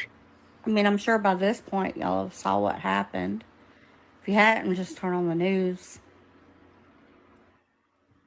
The unaliving of an innocent person. That didn't do anything. Are you happy? Is ICE still a good thing to have?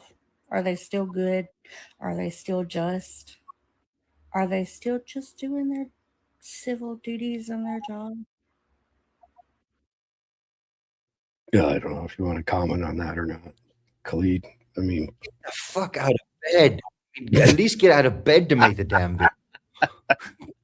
Oh my God. Great comment. Great comment. All right, here we go again with the, what do we call this? The mental ID or mentally ill ID. Is that what we're calling the nose ring? 1 minute, 29 seconds. It's Civil War time. I hope you guys fucking Democrats need to fucking stand up and start fucking fighting. You better fucking. Oh, I got to back it up for this. Watch this. There it is. Right there, Khalid.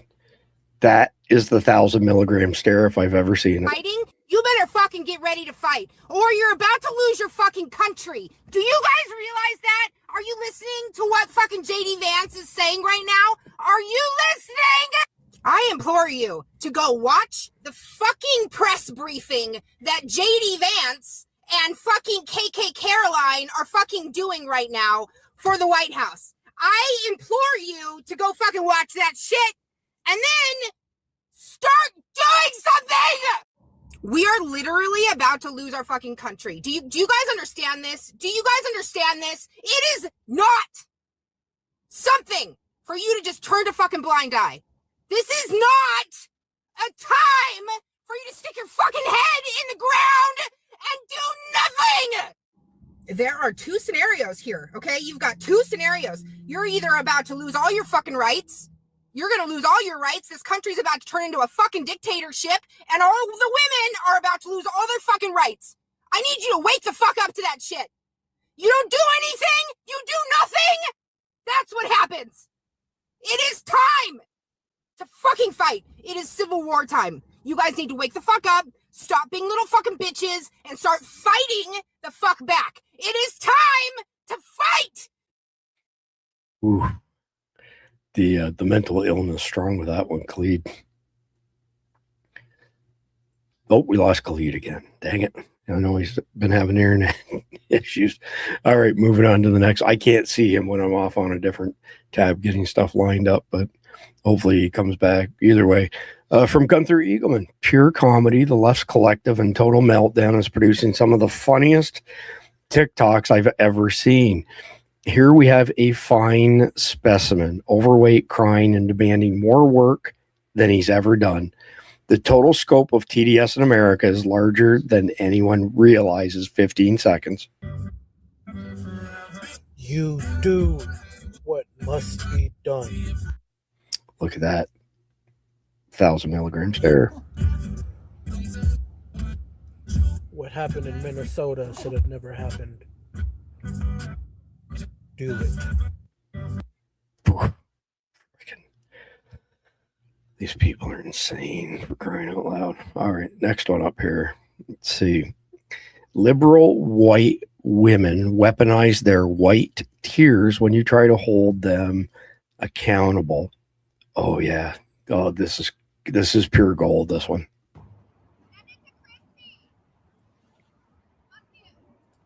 That Mustang's coming on you pretty fast. She just ran a red light. We were up with you. Yeah, that's a fast little car. She's right behind you now.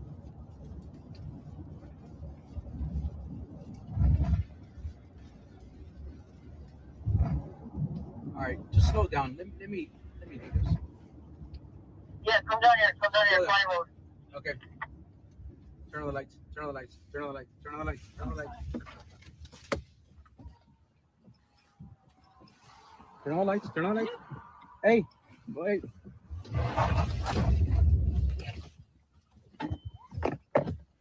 Turn on the lights.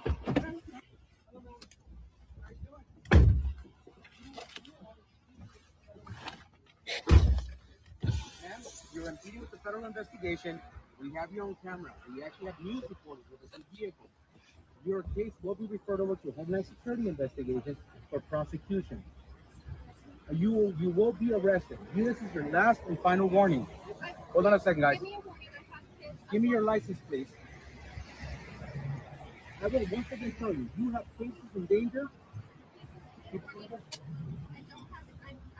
Put your vehicle in the park and shut it off, please. I understand, but you are. I'm just a mom. You are almost causing an accident. You are surrounded by federal agents.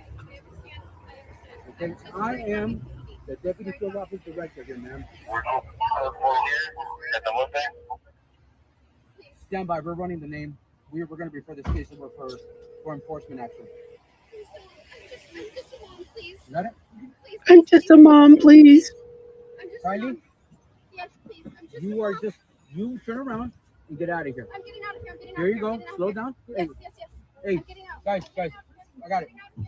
I got it. Got it. Everybody break away. Break away. Everybody break away. I'm going home. I'm going home. Kylie, look at me. Look at me. Quiet. Look at me. Take a deep breath. Take a deep breath. Okay. I need you right now. Take a deep breath. I want you to pull over right here and go home. Okay? Take a deep breath. Can I just, I'm shaking. You may leave. Please turn around. I'm going to stop traffic for you. Go. Wow.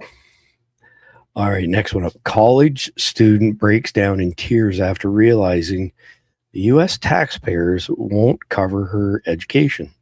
Check it out. She's got the mental ID or the mental illness ID hanging from her nose. So I just need to know from all the MAGAs out there. Look at that right there. 1,000 milligram stare. Do you guys, like, you don't care about federal aid for students? You don't care about college?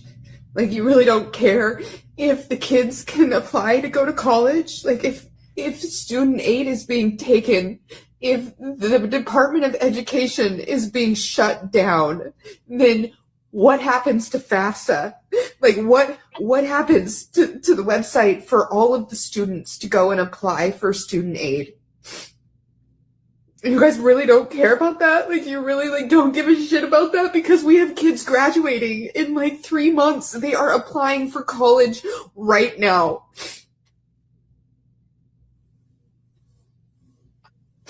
Like, what is wrong with you people? Like, We have an absolute epidemic of mental illness on our hands. Actress Frances Fisher condemns ICE, shot in the face by an ICE officer. He shot her point blank. This was cold-blooded murder. Yeah, okay. 1 minute, 7 seconds. Say her name. Renee Nicole Good, shot in the face by an ICE officer. She was in her car, wheels turned away from the officer standing outside of her door, and he shot her point blank. Kristi Noem already is saying that he was defending himself. That is a lie. What's it going to take? No soul to speak of. 1,000 milligrams there.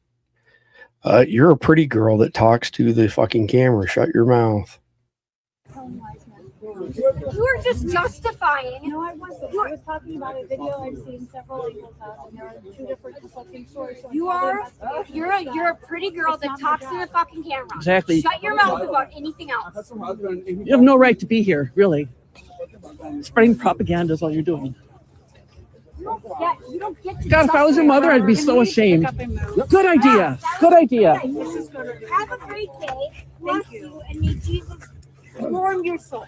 Or forgive you. Holy shit. I'm telling you, we have an absolute epidemic of mental illness. Here's the next one. Her simmering anger has boiled into full-blown rage that will march her down a path of psychosis any minute. All of this because you refuse to vote for Kamala. Country America, and this is what happens because none of you would vote for a fucking woman. I hate you all. As I watch ICE agents in Minneapolis, Minnesota murder a woman in cold blood, I'm reminded that those ICE agents have joined up with that agency because they want to murder people, just like Kristi Noem wants to murder dogs.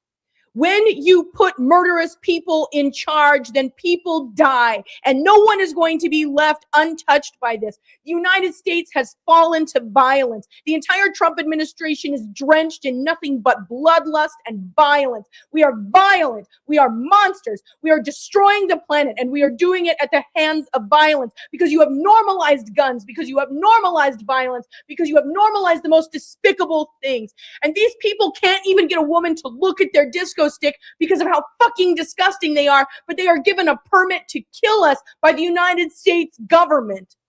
You live in a shithole country, America, and everyone who's watching this from wherever else around the world, I want you to know, yeah, we know what the fuck is going on here. Let's see, but I think she gets a little bit more wound up towards the end even. Let's see here. Mad enough yet. We are dying in the streets here. They are killing us. They are killing people over the world, and all of By the way, who wears a hat that says Kristi Noem is a bird-legged hoe? this because you voted for a man who has a lust for power that cannot be quenched, because you voted for people who can't even be trusted around other people's wives. This is what happens when you lean into your very worst tendencies. This is what happens. The entire world is paying a price, and we are paying a price here on these streets. And if you are not angry enough yet, now is the time. Be angry. I'm telling you, this mental illness epidemic is unreal. Now, this guy has got some good shit to say. American patriots are done with these radical, illegal, alien-loving, ICE-hating, America-hating liberals. 1 minute, 2 seconds. Are you fucking serious? Did you really just sit there and play victim after one of you stupid fucking liberal inbreds got shot in the fucking face? You did it to your fucking selves. It's about fucking time the government starts stepping up and tossing live rounds downrange. Every fucking day, you cocksuckers sit here and try to dox these ICE agents. You threaten to kill these motherfuckers. You try to run them the fuck over. I got an idea. Why don't you stay the fuck out their business, and then you'll stop reaping what you sow. What the fuck did you think was going to happen? You're interfering with law enforcement. If I was to go to a homie's house while he's getting arrested, walk in the door and start fucking with the police, they gonna shoot me, motherfucker. Did your daddy not tell you this when you was little? So I'm gonna tell you now, I hope all of you liberal domestic terrorists learned your fucking lesson from this video. Learn your fucking place and stay out of their fucking business. Your virtue signaling just got you fucking killed. I love all of you. Good way to end it there. Looks like the next one I had queued up. X is taking it down. All right, here we go. Next one. Here is another perfect example of an officer pulling someone over, asking for their ID and registration, then refusing to cooperate. Actions have consequences, and when you don't follow the law, there are consequences. This one's friggin' brutal. Step on out of the car. You're under arrest. No, I'm not. Step on out of the car. Please don't. Step on out of the car. Don't. Do it now. Do it now or I'll break this window. Step on out of the car. You're under arrest. Step on out of the car. You're under arrest. Step on out of the car. You're under arrest.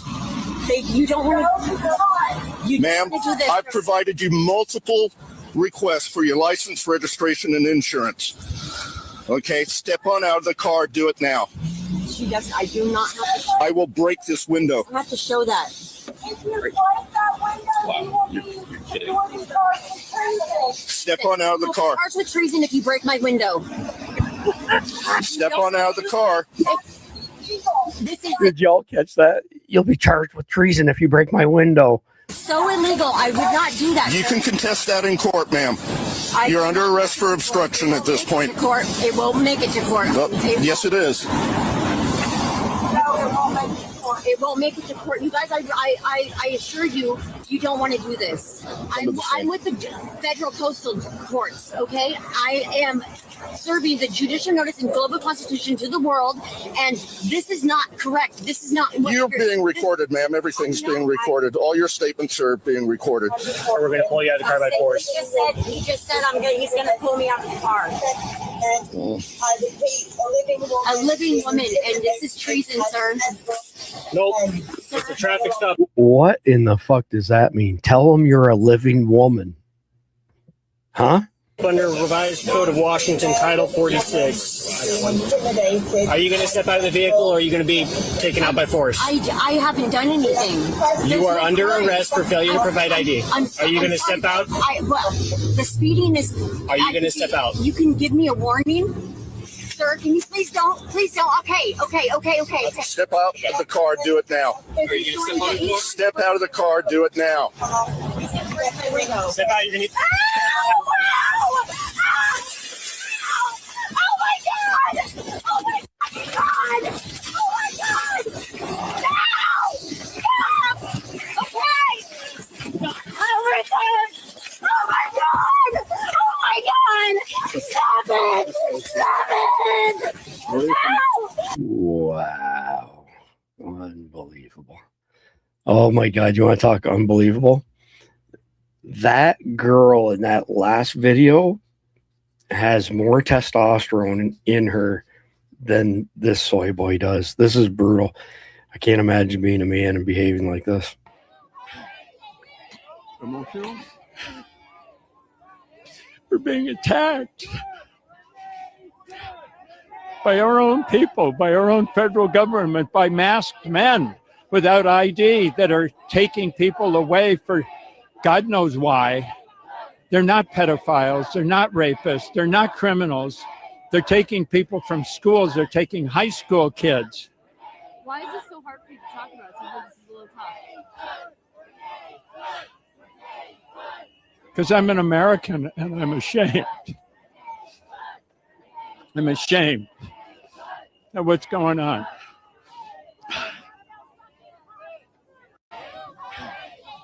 Unbelievable. If you think this guy's a homo, put a 1 in live chat. Oh, this is a good one. Y'all are going to like this one. Here.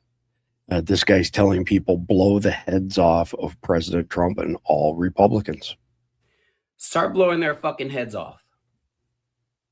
Start blowing their fucking heads off. And I don't want to hear nothing about, oh my God, they just went and blew up bitches on a boat in Venezuela, kidnapped a man who is their leader. I don't give a fuck what he did. If they came and kidnapped that fat fucking pig mixed with a cow, it would have been World War never ends.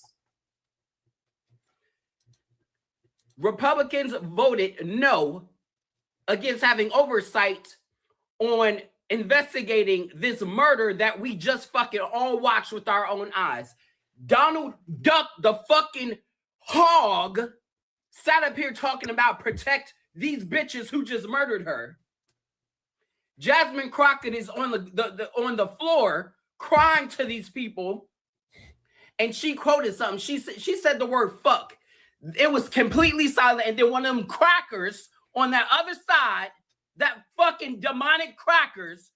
Oh, well, can we have some decorum in here? She just told you about a murder, cracker, and you talking about her saying fuck? Blow their fucking heads off. blow their heads off and see what happens. Start blowing their fucking heads off. They don't care about y'all. They don't care about when citizens die. Blow their heads off. Wow. Oh, and here's the friggin' loudmouth asswipe from J6, Michael Fanoni. What, this guy's, he's a traitorous piece of shit. And this ain't the first time that we've seen ICE and CBP abuse their power. It's probably the millionth fucking time that we've seen this happen. And it's not even the first time that someone has been seriously injured or lost their lives. And so these politicians and these local, state, and municipal law enforcement agencies need to wake the fuck up. I appreciate the foul newsflash, asshole. Your 15 minutes is up. Language coming out of the mouth of the mayor of Minneapolis, and I think that his sentiment in the moment was appropriate. That being said, what are you doing? What are you directing your law enforcement agencies to do to protect your citizens? How are you going about doing that? I don't need to hear from the chief of police that we all need to remain calm and protest peacefully. Fuck you and fuck that. What are you doing to keep me safe? What are you doing to keep my mother safe, my sister safe, my community safe from these thugs? That's what I need to hear coming out of these agents or these officers. Because if you're not going to do it, then it's time for the American people to organize and to utilize their Second Amendment right to protect themselves from what has clearly become an unaccountable and lawless agency that's killing Americans. Oh my God. Such a drama queen, freaking asswipe. This is a crazy video. Oh my God. We had a guy come on a couple years ago, actually undercover, to talk about DEWs, direct energy weapons. This is pretty, listen to this one, 2 minutes, 9 seconds, going to play the whole thing. This is a testament to just how we are so far ahead of everybody else when it comes to military. That's not even funny. A security guard that was protecting Maduro has spoken, and you got to hear what he said. It's in Spanish, but I'll translate. Also, Trump announced that, the cartels, they're going after him in Mexico.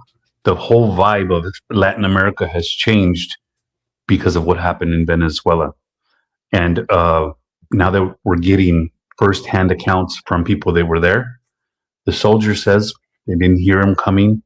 He says the Americans had technology superior to anything they've ever seen.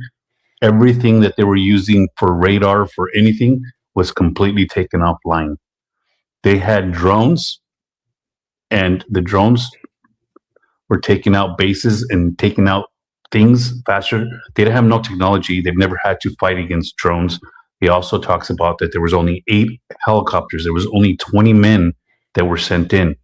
And those 20 men killed hundreds of their men. And Delta team, baby, Delta team. None of those soldiers were injured. He talks about it felt like they were firing 300 rounds a minute. Nothing they've ever seen, nothing that they can compete with. And then he also talks to the fact that the Americans had some kind of sonic shock boom that was sent out.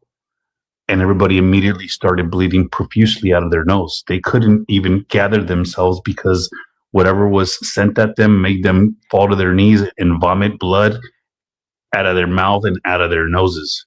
They were incapacitated immediately. He says he never wants to go through that again. Doesn't want to have to fight with the Americans again. He's sending warnings to everybody out there that you think you can fight the Americans. You don't even know what their weaponry is like and what they're capable of. 20 men took out hundreds, and that's starting to spread all through Latin America. And now they're not saying, if you want me, come and get me anymore. They're like, oh shit. Especially after Trump says, hey, Mexico, you're on the list too. Mexico and Cuba. That's just awesome. But testament to how badass our Delta team is. Leftist says she wishes Renee Good had succeeded in running over the ICE agents and admits she would have celebrated if he had died. Believe them when they tell you who they are. This is not the 1,000 milligram stare. This is the 5,000 milligram stare. totally loaded up on SSRIs. Oh, well, she was trying to run him over. It's self-defense. I wish she was, Look at that right there. Ooh. and I wish she did. Oh. And guess what? If she did and he died, I would have celebrated because ICE aren't people. They're fucking demons in human form. Speaking of demons in human form. All right, next one up. We're in the home stretch here. I think I only got about 5 or 6 left. Antifa extremist Holly Brown demands CBP agents be arrested and jailed for shooting 2 TDA gangbangers running a prostitution ring. Saw that bull ring and knew exactly what was coming out of her mouth. Protect child traffickers, jail the heroes. 1 minute, 3 seconds. Joining me now live is Holly Brown. She is the leader of a local protest group. Holly, what is your plan for tonight? Yeah, so tonight we are going to be meeting at the ICE facility at 7 p.m. We're going to be protesting against ICE there. We're going to be standing against their violent actions here in Portland today. We're going to be demanding that the ICE agent who shot these people is arrested, and we're going to be fighting back. We have heard repeatedly from Portland Mayor Keith Wilson and Chief Bob Day that they want peace. They want people to protest peacefully and not, quote, take the bait from the Trump administration. Do you agree with that? Is that how you guys will approach tonight? I mean, I think that ship has sailed. They shot people in Portland today. We're not going to go out there and do something crazy, but we have to fight back. And quite frankly, saying that people should stand down, should avoid, going up against ICE right now is actually super dangerous, because when they do things like this, we have to show them that we will not let it stand in Portland, and we're not going to be silent. But you'll do so peacefully. Yeah, I mean, we're going to go there. We're going to raise our voices. We're going to stand against violence here in Portland, and we're going to make sure everybody is safe while we're doing that. Wow. All right, next one up. Laughing my ass off. Americans are outside the federal building in Minneapolis blasting Ice, Ice Baby and screaming, send the daycare scammers back. The liberals are going to lose their shit. They're assaulting us.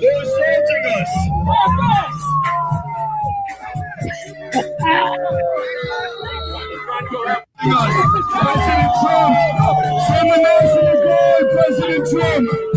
Send the National Guard! Send the National Guard, President Trump! Send the National Guard!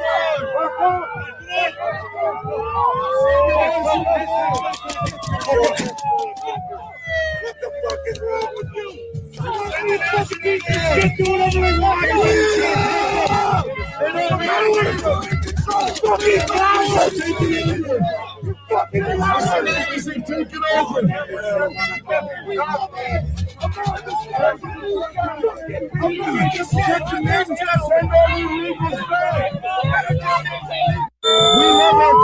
Oh my God, it's classic stuff. All right, next one up. What kind of results would one expect to get when you charge up to ICE agents in a vehicle so erratically? 52 seconds. Go get him, bro.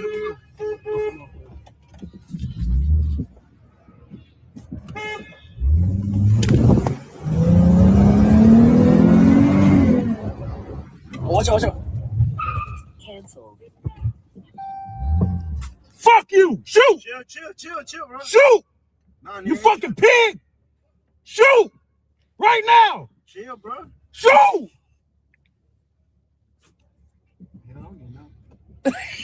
Bro, you get out, you retarded. Oh, they finna follow us.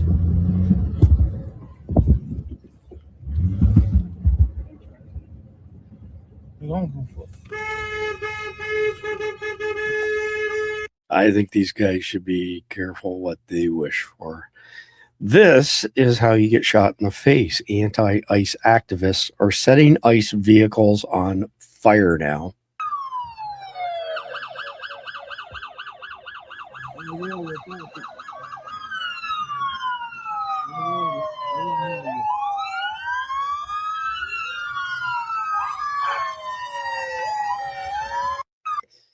Yeah, probably not the smartest thing to do. This is a civil war, and you're either on the side of the freedom fighters or the side of the Gestapo. I think this dude has played one too many video games. Why do I get the feeling he lives in his mom's basement? After he made this video, he had her make him some chicky nuggets. 12 seconds. This is a civil war, and you're either on the side of the freedom fighters or on the side of the Gestapo. Stand up, fight back, fuck ICE. Tough guy. Keyboard. Holy crap. You know what? That's it. I've run out of all the stuff to do. Right on. So let me see. That's not a record, but 3.5 hours. That's not bad. I think the longest one was November 5th for the election. I can't remember what the exact number was, but it was crazy. It was like 12-hour stream or something like that. 3.5 is pretty good, though. Anyway, I will be back Sunday evening with my personal podcast, The C Heaven Show. Go to C Heaven. You can see my name spelled at the bottom over here. C, the letter C, Heaven, HEAVEN, .substack.com if you want to check that out. It's all funny, zany stuff like this, so you can start your week out with a laugh and a smile on your face. Then Monday evening, we will be back at the usual time, 7 p.m. Same for my personal podcast, 7 p.m. every Sunday evening. And Monday's episode is going to be really interesting. Essentially, militias. I've got to go down to my notes here. I had it right on the tip of my tongue. Militias versus federal forces. Before I let you all go, just a couple quick things. Number one, our Element server is up and running. It's my server. It's the open source code configured my way, because at some point in time, the pendulum power is going to swing the other way, and we're going to be back to being censored, suppressed, deplatformed. We're still super suppressed on CommieTube as it is, but I wanted to get ahead of this. If Big Brother were to go to our internet provider and said, kill the pipe to that server, I have server images that are automatically generated. I can bring the server back up within a few hours. I've got 3 offshore contingencies in place for that. It's only $7.99 a month or $79.99 a year. You get access. I think we're up to 12, 13, 14 channels over on Element now. You get access to the entire SDM team. We've got an AMA Ask Me Anything channel. Khalid is all over it, so you get a chance to pick his brain. I'm in there as frequently as I possibly can. I mean, let me give you, let's see here. Let me pull it up this way. All right, and get in the right screen. So Ro and Mari, Sarah and Jason P are migrating people from our Signal server over furiously. So you'll recognize the Guardians, the Gearheads, which is for obviously gear. We've got a comms channel now. We still have survival prepping. We have a new one called the Insane Asylum, where we're putting all these videos of people with 1,000 milligram stare. We've got an Ask Me Anything. Like I say, Khalid is all over that. We have Threatwire, which covers off security and intel bulletins. We have Guardian Angels. It's a women's only group.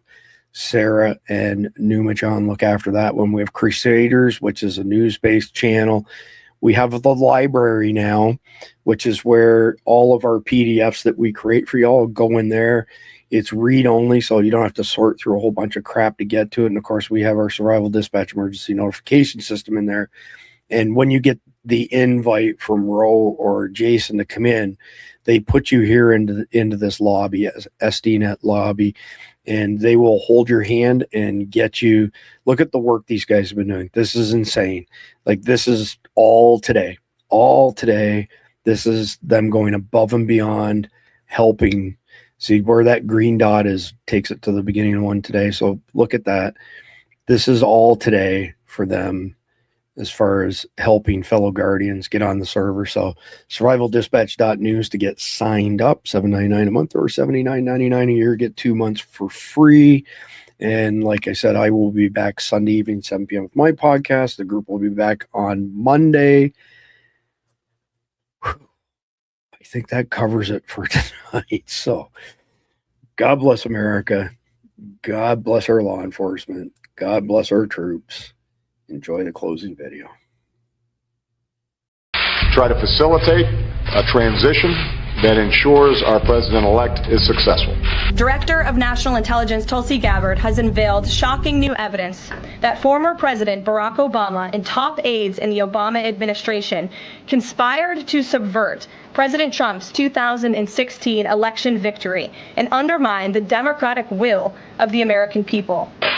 some of the organizational issues in setting up a White House. We talked about foreign policy. We talked about domestic policy. While publicly pretending to engage in a peaceful transfer of power, in private, former President Obama went to great and nefarious lengths to try to sow discord among the public and sabotage his successor, President Trump. And I believe that it is important for all of us, regardless of party and regardless of political preferences, to now come together, work together, to deal with the many challenges that we face.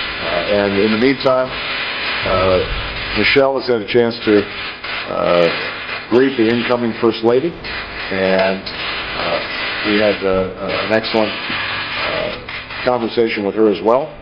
The new evidence released by the Director of National Intelligence, who is here with me today, confirms that the Obama administration manufactured politicized intelligence, which was later used as the justification for baseless smears against President Trump in an effort to try to delegitimize his victory before he even took the oath of office. The truth is that President Trump never had anything to do with Russia, and the Russia collusion hoax was a massive fraud perpetuated on the American people from the very beginning. And the worst part of this is Obama knew that truth, and so did all of the other corrupt officials involved in this scam, including former CIA Director John Brennan, former Director of National Intelligence James Clapper, former FBI Director James Comey, former Deputy Director Andrew McCabe, and many others. We want to make sure that they feel welcome as they prepare to make this transition. And most of all, I want to emphasize to you, Mr. President-elect, that we now are going to want to do everything we can to help you succeed, because if you succeed, then the country succeeds. Because if you succeed, then the country succeeds. Because if you succeed, then the country succeeds. Director of National Intelligence Gabbard's report further confirms what we already knew. There was no collusion, no corruption, except on the part of Barack Obama and the weaponized intelligence agencies at the time. The Russia hoax was a blatant lie, all ginned up by Democrat political operatives that were signed off on by then President Obama and leaked to the news media to launch a years-long witch hunt against President Trump and his first administration. The president saying he is bound and determined to try to help Donald Trump be a successful president, successful transition, because he thinks that will mean success for the country as a whole. Because if you succeed, then the country succeeds.